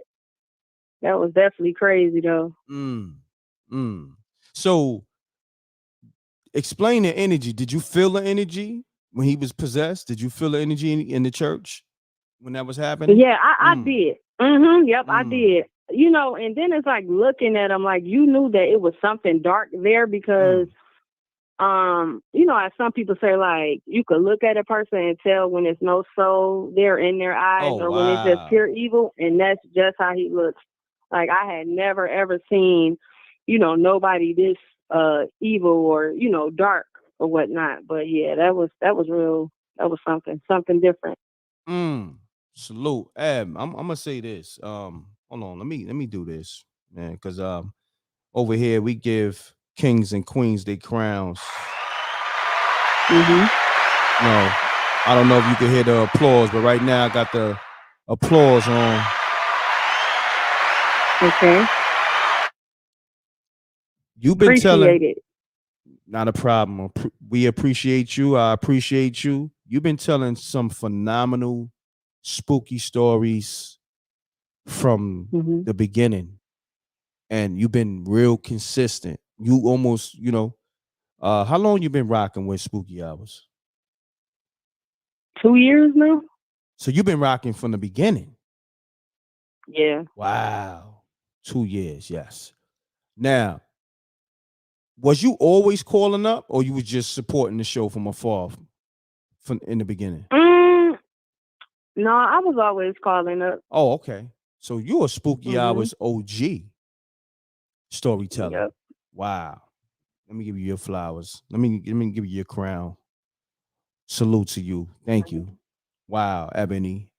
Respect this queen right here. Ebony from Detroit. Has been rocking with Spooky Hours from the beginning and telling these stories from the beginning. So she's up there with Peach and Malcolm. She's a Spooky Hours OG. It's confirmed. She is crowned tonight. And stories is always authentic and phenomenal. So I gotta salute you again. Let me hit the spooky again. Thank you. Spooky! You're welcome. You can call anytime and we will be producing some of your stories. You know what I mean? We're gonna have to go back. So one day you could probably text me and let me know all the episodes where you called so I can go back and do my homework. You know what I mean? Okay. Give me the All timestamps, the episodes. You know what I mean? So, but okay. story was fire too tonight. Incredible. People Thank loving it. Shouts to Jerry Carr. He just at you. He said, great story. You know, people, the rec mob, they all saluting you. You deserve it. We appreciate you. And that's one thing, you come through in a clutch. I remember days where nobody wouldn't call, and you always the one that break the ice. You usually like the first one to call to jump off the spooky when other people are scared. So I want to salute you because that's your thing too. Like you make it be known, like, oh, okay, nobody want to call, I'm calling. Yeah, and I appreciate that. Right. I appreciate that. Nah, trust me, I'm paying attention. I know who's who. You know what I mean? You've been holding it down. And it be times where I call you and you ready. Oh, Peach calling. So Ab, thank you. I'm gonna take Peach call, but I appreciate you. All right. Salute. All right. Peace, salute. Paige, what's happening? Hey, m.reck, what's going on, everyone? What's going on, Paige? Salute. How you feeling? Hey, I'm calling. I'm okay. I've been going through, I don't know, like some spiritual stuff the last 2 weeks. So I figure I'll call in and share since I was asked in the chat to share. Okay, what's going on? You okay? Yeah, I basically, you know, when you are like me, every now and again, you start to question, are you doing enough? Should you be helping people? Should you be out there more? You know, just are you doing enough? Did you get these gifts because you're supposed to be doing and helping people? So I got confirmation in 2 ways, and they both are probably excellent spooky stories for everyone tonight, and I hope that everyone could get something from the story. Correct. So the first one I'll share, as y'all know, I'm a nurse, pediatric nurse. day and night, worked both shifts. And my cheese was moved because one of my clients, they just got rid of her case because she was just doing the most. She was just doing too much, this little girl. Gotcha. And I got a call and they asked me to go to another African American little boy house. You know, I can't say his name for HIPAA reasons or whatever. Not a problem. We get it. Yes. So the information that, you know, they give us a brief profile and I'll share because I'm not sharing his name so you guys wouldn't know anyway. And, you know, they give you the diagnosis, a little bit of background about the little boy, basically 8-year-old boy in a comatose state, has been that way for over a year. Multiple medications. And, you know, don't expect much. And the life expectancy is no more than possibly a year or two. So I was like, I don't know if I want to take this case. They said, no, just go out there. So I go inside the house and I'm already discouraged because of the life expectancy deal. And I'm looking at the neighborhood and the neighborhood is in Wilmington and it's like in a bad part of Wilmington. It's terrible. I mean, the park and everything about it. I started to turn away and drive off. I'm like, man, you know what? I don't want to go in here. This neighborhood is a mess. But I went inside and I seen a little boy who's laying on the bed. He's got the ventilator. He's got all the bells and whistles that you'll have in a hospital room in his house. Taking 15 medications in one sitting. Has heart patch, all of that. Wow, man. So I go up to him and I'm staring. And he's just laying there. And his mom was like, well, I want to introduce you to the nurse. And when he hears his mom's voice, he does a little bit of movement, but nothing like, you know, it's the standard, you know, 8-year-old kid that, you know, you hear your mom's voice, you look up. So I bent down and I whispered in his ear and I introduced myself and I said, hi. And he smiled. So I said, okay, I can work this case. Okay. Now, remember, I told you guys I was saying that I needed confirmation as to should I help more. The next time I went to that case, I went in and I bent over and I started talking to him. The little boy opened his eyes. And he grabbed my hand. And he would not let my hands go. And he was smiling. Wow. And his mother jumped out her seat. And she was in shock. And she called the agency. She was like, I got to have this nurse. I haven't seen my son move in over a year. Oh, wow. That whole day, that baby kept getting up. He kept fighting through the medications. Like if he heard my voice, he would get up and sit up. He would try to sit up. He had to lift his bed up. He was moving his head. He was looking. My clinical manager just so happened to walk in and saw him holding on to my hand and looking at me and smiling. And she was in shock. Wow. So, this is so powerful right now. Keep going, Peach. Yep. So, you know, I could have not stayed. But then, you know, I stayed and pushed it through. And I tell you, m.reck, that whole day for somebody to say that this child was comatose, he only have a year to 2, you know, to live. I watched him fight to sit up and sit with me and hold my hand and smile and move his head around. If I moved away from the bed, he did it. Even if he had to take a little nap and push himself back up. So I left that day. I said, okay, that's my confirmation that I am doing the right thing. Correct. And I got a call from my clinical manager, and she was like, you know what? I need you on this case because that baby ain't moved in over a year. That boy suffered several grand mal seizures. He was intubated. He couldn't do a thing. She was like, I need you on that case, and I don't know what it is that you did, but I need you to teach it to other people. And I said, well, I don't know how to teach what happened. Wow. This is so powerful and moving, and the people in the chat room are in a maze of this, what you did in your story. I want to say, prayers to that little boy, and we want to send positive vibes to him and yourself.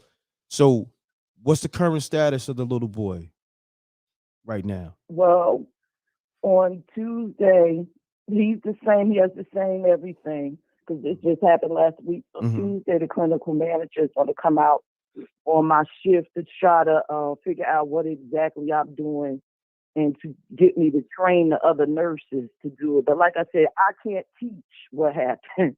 I don't know what could I possibly tell y'all. I can't teach that. Now you just gifted. You have a special gift. That's something you can't teach. Yeah, so it's just been a week of confirmations. And if y'all want to hear another story, I could tell y'all another one. It's just been an emotional week for me. Because again, I ask. Every time I ask, am I doing enough or am I doing the right thing? I always get immediate answers. That's just how the universe works with me. Correct.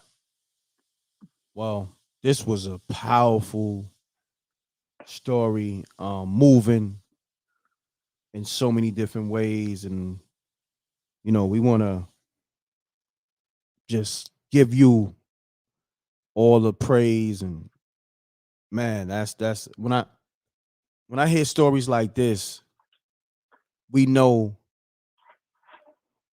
we in a great place, because sometimes people lose their faith in humanity, but when we hear stories such like this, Peach, because you question yourself, was you doing enough? And yep. How long, when you question yourself, was it the same day or was it the day after? It was within that week. Within that week. It was that Monday. Yep. And got the turnaround that Tuesday, and then this week listening to Heavy Gems reminded me of something that, I had pushed in the back of my mind. And I said, you know what? I know that I'm here to help. I know. And I can't, be afraid. I have to come out my comfort zone and get out into the world and start helping. And I'm glad you did. You listened to your spirit, and you aligned yourself with the universe, and you helped that little boy. And I'm pretty sure his mother and his family, they probably still ecstatic the fact that happened, because you said he was in the comatose state, right? Wow. That means he hadn't moved in what, a year or so, you said? Yep, he would do like slightly, like if he heard his mom's voice, he would make like a small movement. It was nothing major, like grabbing or grasping or any of those things, a complete eye opening. But that baby opened his eyes with force and was trying to hold them open. Wow. And I bent down on the side of the bed. I said, "You trying to see me?" And I bent down and he looked at me and he just was smiling. And it claimed that he can't see. But he sees me, because if I come in the room, so I'm like, is he seeing my aura, my energy? What is he? Because he wants to look at me.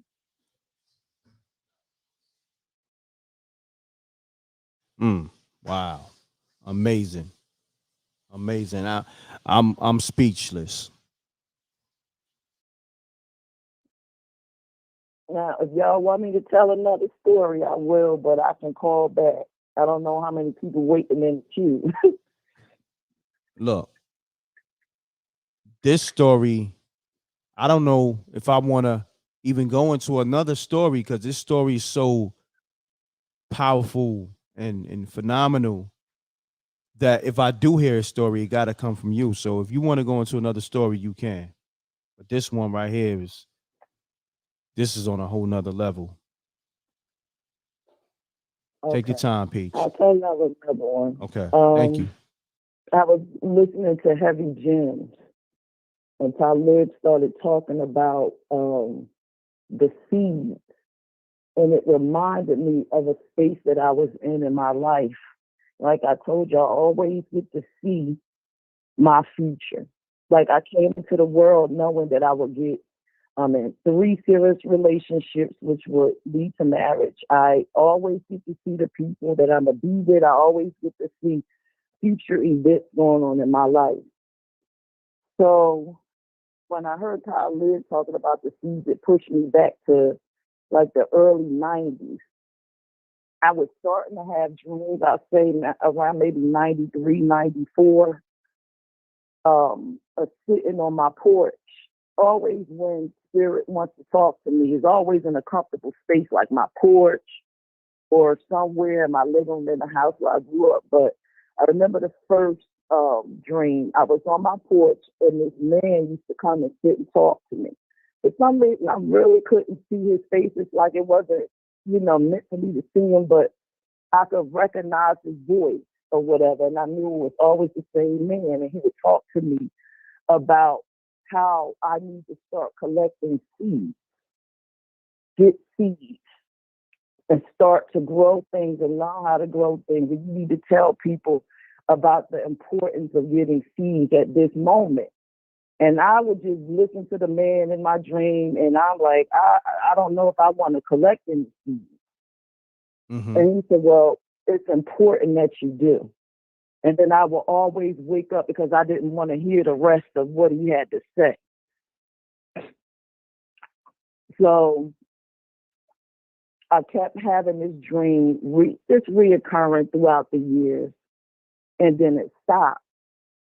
So, fast forward to I'll say 2003, the dream started happening again.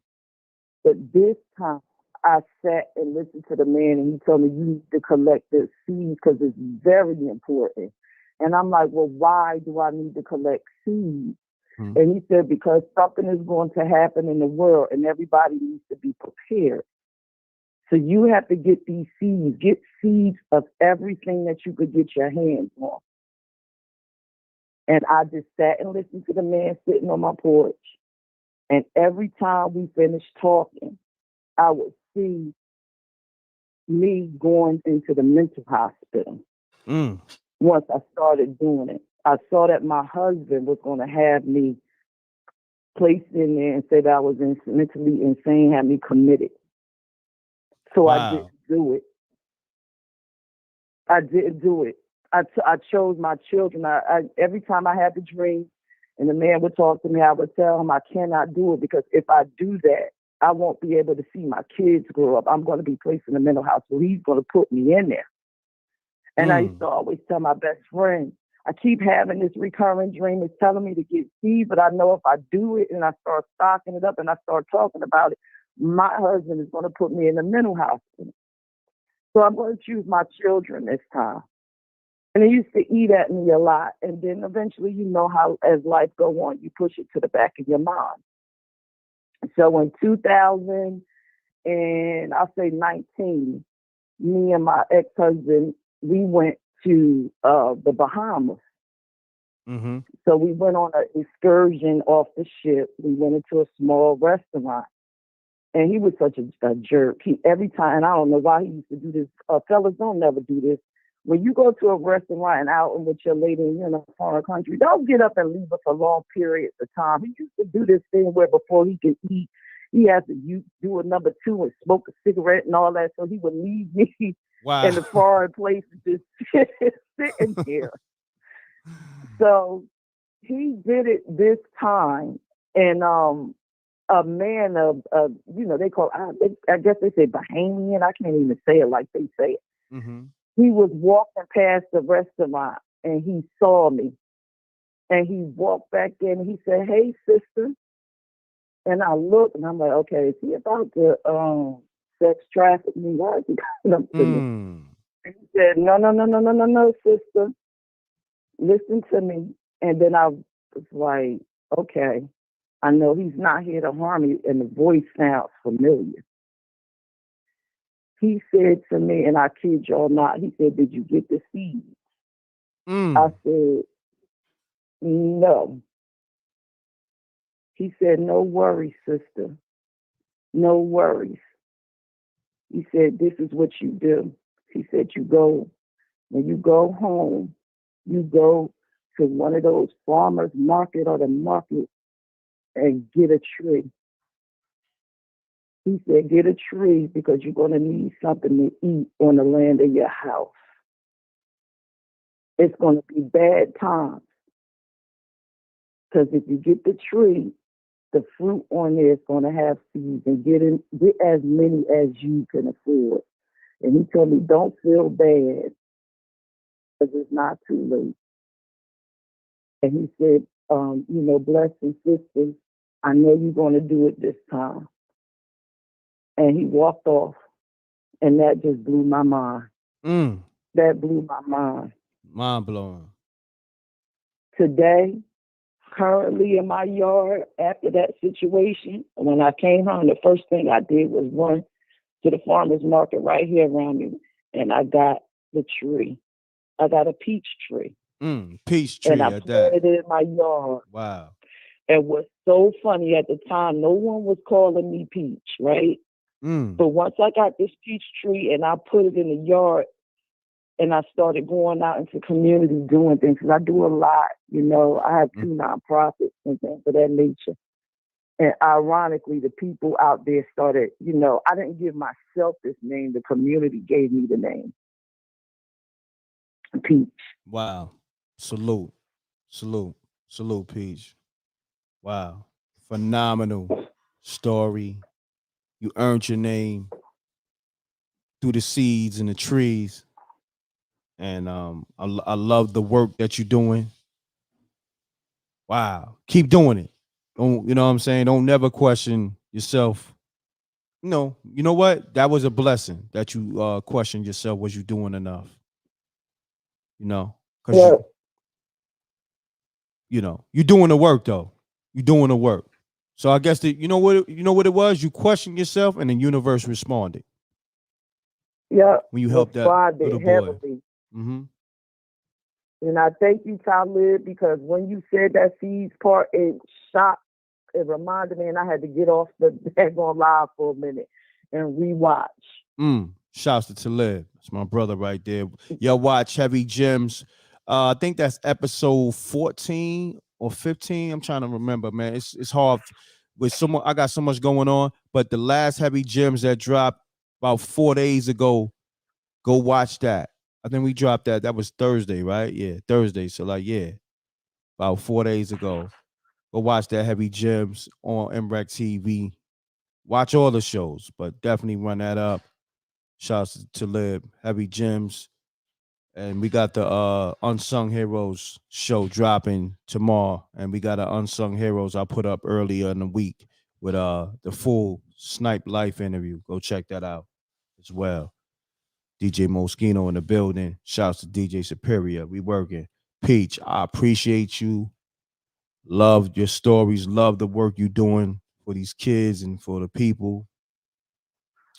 And thank you for all the support. You are the Spooky Hours OG. Let me give you a round of applause because you've been from day one telling phenomenal stories. Thank you, and you guys have a good night.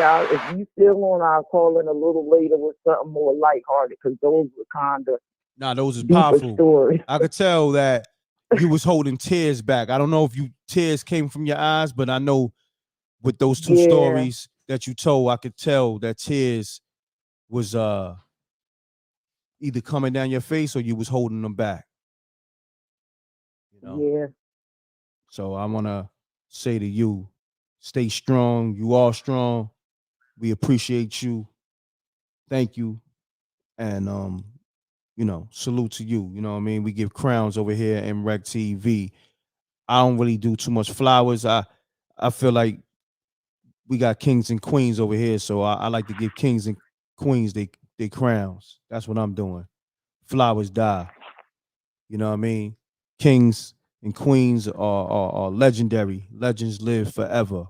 Legends never die. So that's what we doing over here.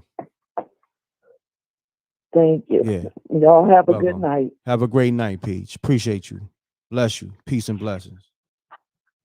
Shouts to Peach. Man, let me give her a round of applause again.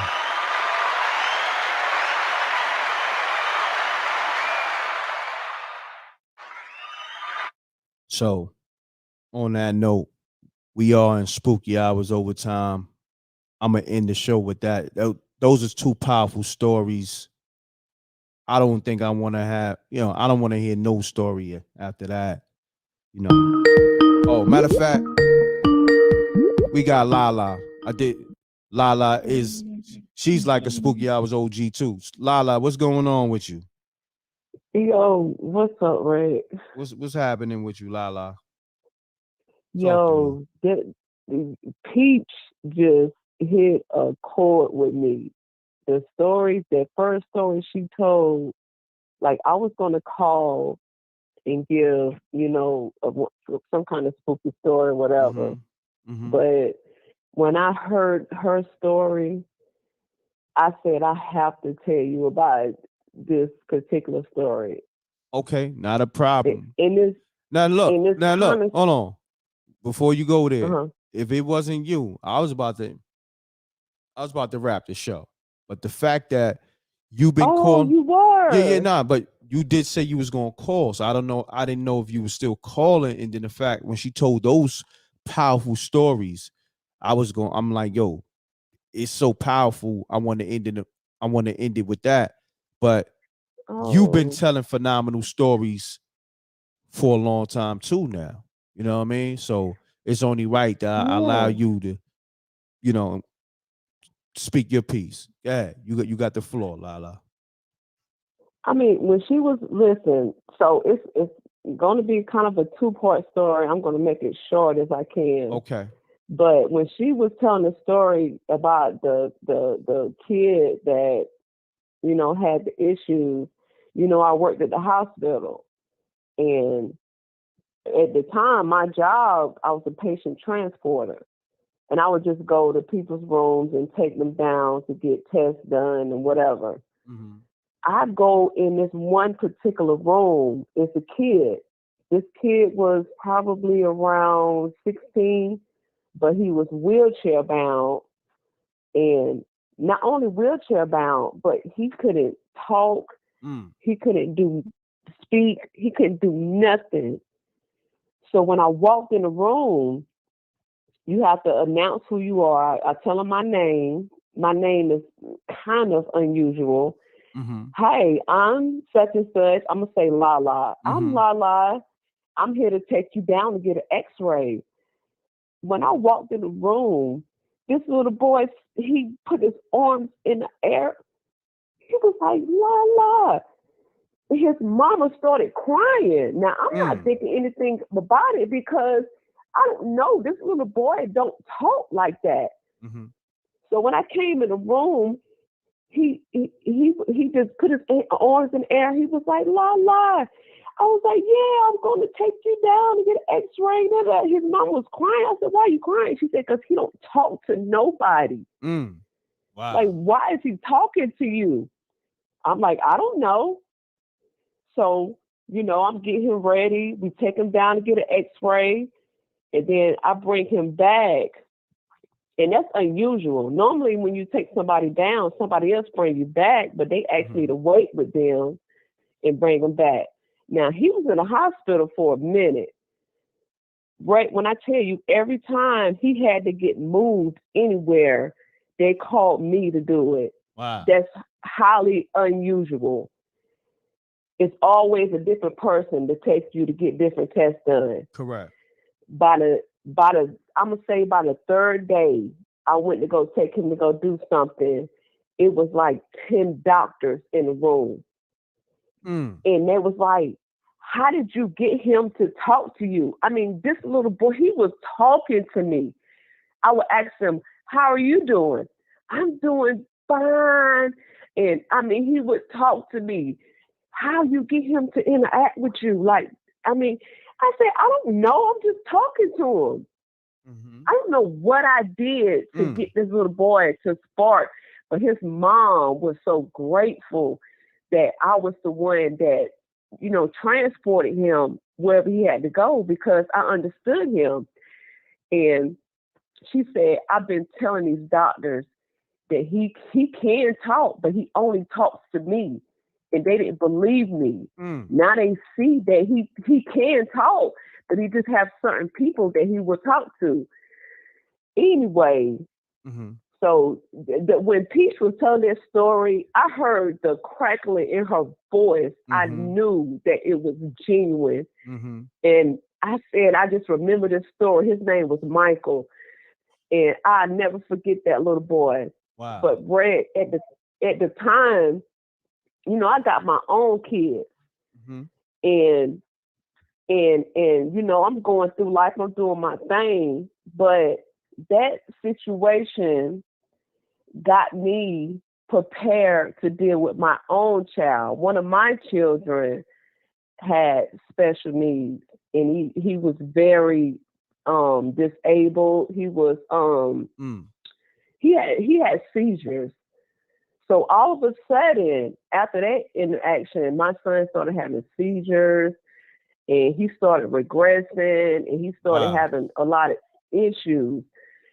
I felt like that prepared me to deal with my own child. Now, I'm going to get to the second part of the story. So I had to tell that part because Peach, I mean, she got me. I was almost in tears when she was talking about that because I was remembering Michael and all of that. So that literally trained me to deal with my own child. So I got my child who's having all of these seizures, having all these issues. My baby, he was my third born. I have 4 sons. He was number 3. And, you know, I'm a single parent, and I'm trying to take care of my children and a disabled child. Wow. And he was the same way. He really wouldn't talk. He really couldn't do a lot for himself. And as the years went by, eventually when he was 19, he ended up passing away. Oh, man. Now, wow. My condolences. I haven't, thank you. But he did end up passing away. But the condition that my son had, the life expectancy was between 4 and 8 years old. But he lived to be 19. Wow. And they don't know why he lived as long as he did. Wow. They're like, what did you do? What did you do? What? I'm like, I don't know. I was just being a mother. I don't know what I did differently. They said you had to do something because that's a miracle that this boy lived as long as he did. Wow. Now, take in mind, the day my son passed away, he went into the hospital, and this was on a Thursday night. And he was in the hospital, and they kept telling me, you know, this is it. He's not going to make it. And I knew he wasn't going to make it. I felt it in my soul. I felt that he wasn't going to make it. So he would go Thursday, he would go Friday, Saturday. Now, Sunday was Easter Sunday. So every year around Easter, I get extra sad. Okay. Easter Sunday comes, the whole family is there. My side of the family, his dad's side of the family, everybody's there. Everybody went home. They was like, we're coming back tomorrow. I was like, just go home. And that was the first night. It was just me and my son in the hospital. And I remember I was sitting in a little chair. I said, it was maybe about 4 o'clock in the morning. I said, well, let me go. I'm going to the bathroom. I'm going to freshen up because I've been in the hospital the whole time. I never left the hospital since Thursday night, and now it is Sunday. Let me go in here. Let me freshen up. Let me get myself together because the whole family is going to be here tomorrow, and we're going to do this whole little thing. Don't you know I went in the bathroom around 4. I was in there maybe an hour. When I came out around 5, my son was dead. Wow. His chest was moving at 4. When I came out the bathroom, his chest stopped moving. But this is not the spooky part. I'm going to tell you the spooky part. My sister was on her way. Now, we're in South Carolina. Her husband was driving to Alabama to see her daughter and their kids. They're going to spend Easter with her daughter and her kids. Her daughter called her while they were halfway on the way. I think my sister and them was maybe in Georgia. My niece called her mom and said, my son's name is Vaze. She said, is Vaze okay? She said, she said, he in the hospital. I don't know what's going on. She was like, Mom, I go in the room with my son. Her son was in a room playing with toys. This was 5 o'clock in the morning, playing with toys. And he had toys for him and he had toys for Vaze. Wow. He was like, these are for Vaze. And he had snacks and milk and everything, cookies for Vaze. And he had milk and cookies and stuff for him. And she was like, so my niece was like, what are you talking about? Vaze is not here. He said, yes, he is. He's right here. And I got him some cookies, and I got him blocks, and I got him, stuff to play with. And it freaked my niece out so bad that she called my sister. So my sister was like, oh my God, Vaze must be gone. So she called me. I said, yeah, he gone. Damn. So my sister and her husband turned around and came back to South Carolina. Like, no, we're not going there. We're going back.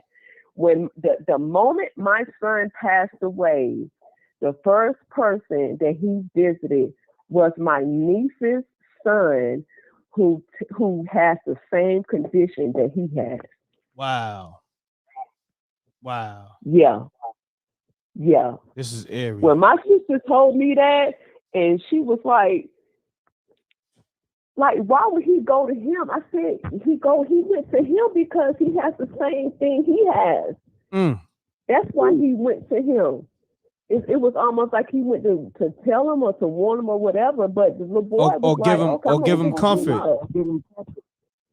I think he went there to give him comfort. He gave him comfort because they were kind of close, even though there was an age difference. They were kind of close. They was buddies. Like, yeah, my son went to go see his little cousin. That was the first person he went to see. Wow. Yeah. Oh man. I want to say once again my condolences. Amazing story. I appreciate that. I didn't want to tell that. I swear to God, I said I got a whole lot of stories, but I don't want to tell it because I don't want nobody to feel bad. Just to feel sorry for me because I'm okay. I'm so okay because my son outlived what they said he would live, and I appreciate all of those 19 years I had with him. Wow. I appreciate all of those years I had with him. And I don't want anybody to feel bad for me because, I'm good. I'm a strong woman. I'm good. You are strong. To lose a son and tell a story. Wow. I want to give you. Peach did that. She brought this out of me. Thank you, Peach. Shouts to Peach. Thank you. Because I would have never told this. I would have never. But I think I needed to. Got you.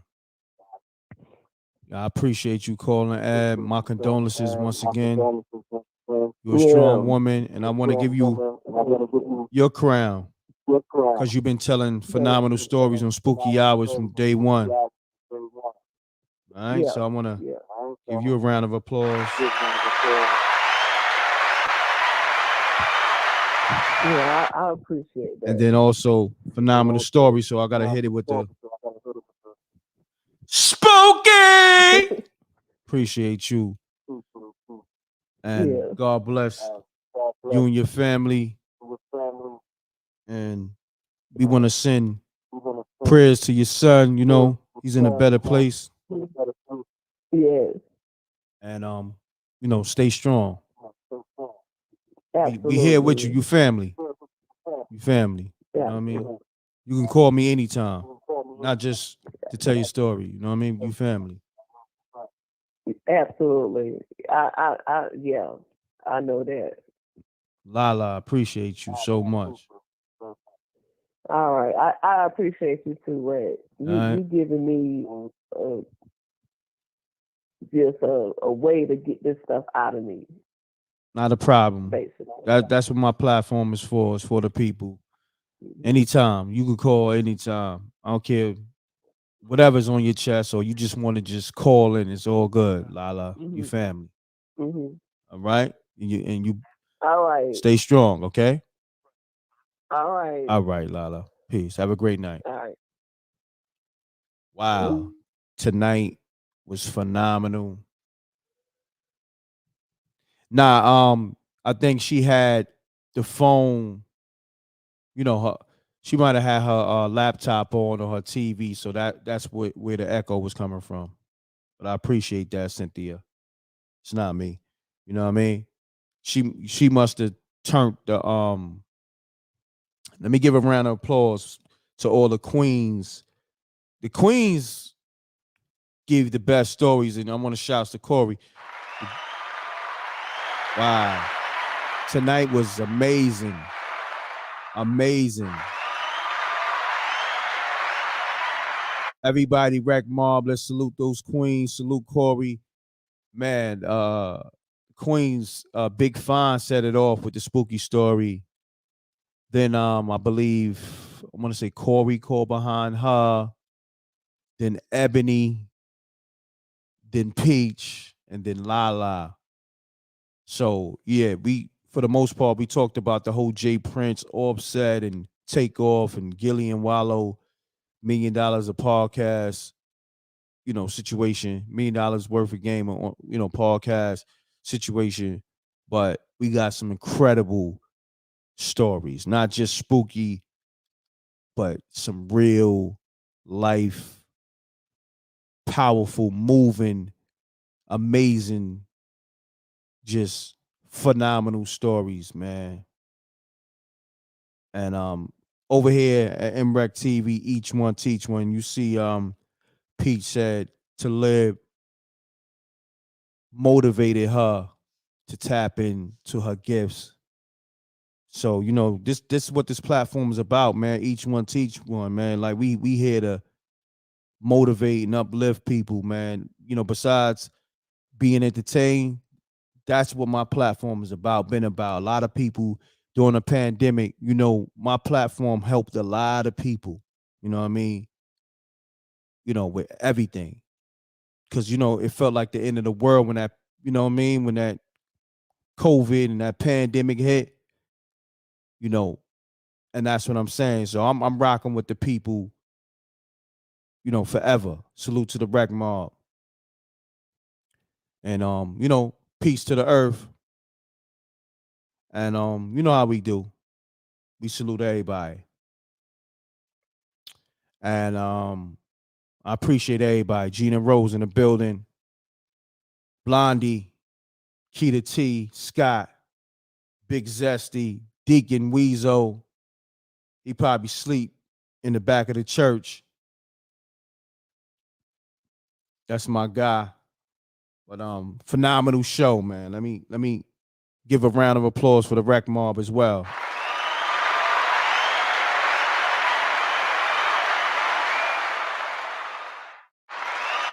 Man, I love the Rec Mob. Y'all got so much love for me. Let's just take care of each other, man. We all we got, man, for real. We got to support each other. We uplift each other. This is this is a gathering. When we come together, it's a gathering, and we got to keep our circle tight, y'all. You know what I mean? Love is love. Let's support the Spooky Hours live show, the TV series. This is our thing, man. This is for us, by us, for real. Shouts to Fubu, man. I love their slogan. And so y'all support that episode 1 and 2 so I can keep these episodes going. So stories like Peach and Ebony and Lala, I can produce the stories, you know what I'm saying? Because I'm coming out of my pocket crazy, but with y'all help, I can keep these things going. You know what I mean? So that's what that's about. And it costs a lot of money too. Like these episodes cost a lot of money. Don't get it twisted. I'm talking about some real money. It ain't like because I'm doing high level production, hiring actors and cinematographers, editors, and you know what I mean. Shouts to Escobar Entertainment doing a phenomenal job across the board with the cinematography, the writing, the editing. Salute China Black. She did a phenomenal job today on the directing and cinematography. She does that well. So, you know.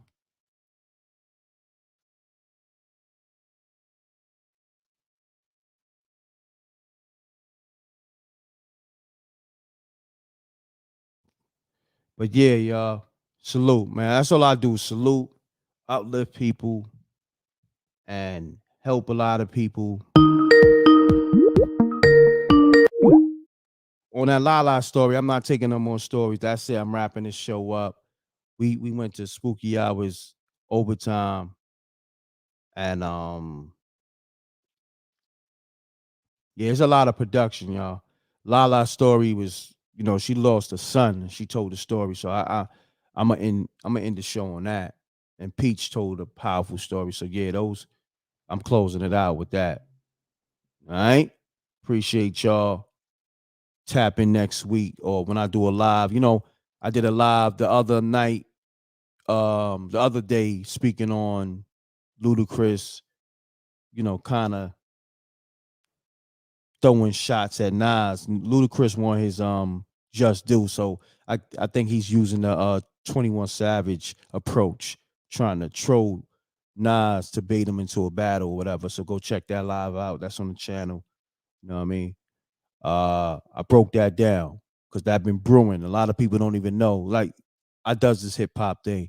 Ludacris been throwing rocks at the throne. Even Nas spoke on it on Drink Champs too. You know what I mean? Ludacris, Nas had the Hip Hop is Dead, album and campaign, and Ludacris wore a shirt. Hip hop is not dead. It lives in the South. And Nas was, you know what I mean? He was bothered by it. He was like taken by surprise because he like Luda's my man. Why would he do that? And then Luda, as of recently, has been like, like, yo, today the Luda fans chose violence and I love it. And it's a debate going on who had the best verse on Made You Look. That's Nas' song featuring Luda and Jadakiss. And he felt like he had the best verse and he reiterated the verse. And then the next week, he jumped on a Nas beat that's, kind of like a rare Nas beat called Adam and Eve, produced by Kanye West. And he went off on the beat and he took some shots. Like, it was real subliminal. See, like, it was people that called me up behind the scenes and people that hit me in the DM say, yo, Rec, only real hip hop heads know what's really going on. I appreciate you breaking that down because I caught it too. So a lot of y'all still got to learn. Like, this hip hop thing is you got to do your homework. You know what I mean? A lot of y'all don't know how to read between the lines. This what I do. But that's a whole nother story. But catch that live as well. So do me a favor, pound the like button, leave comments right away in the comment section. You know, in the regular comment section. Run the comments up, right? You know what I mean? It's about to rebroadcast this video. You know how I do. Run the likes up, run the numbers up on the episode 1 and 2. Definitely, I need your support on that. Do that right now, please. Appreciate if you rock with me. So I can keep these episodes going. I can keep producing all these good stories. All right. Appreciate y'all. Salute to the Rec Mob. Thank you. Leave those comments right now. All right. We off this, y'all. Salute to SJ. Salute to my whole team. Escobar Entertainment. Everybody. All right. Unsung Heroes. Salute to Live. Heavy Gems. Everybody. And we off this, y'all. Appreciate y'all. Peace.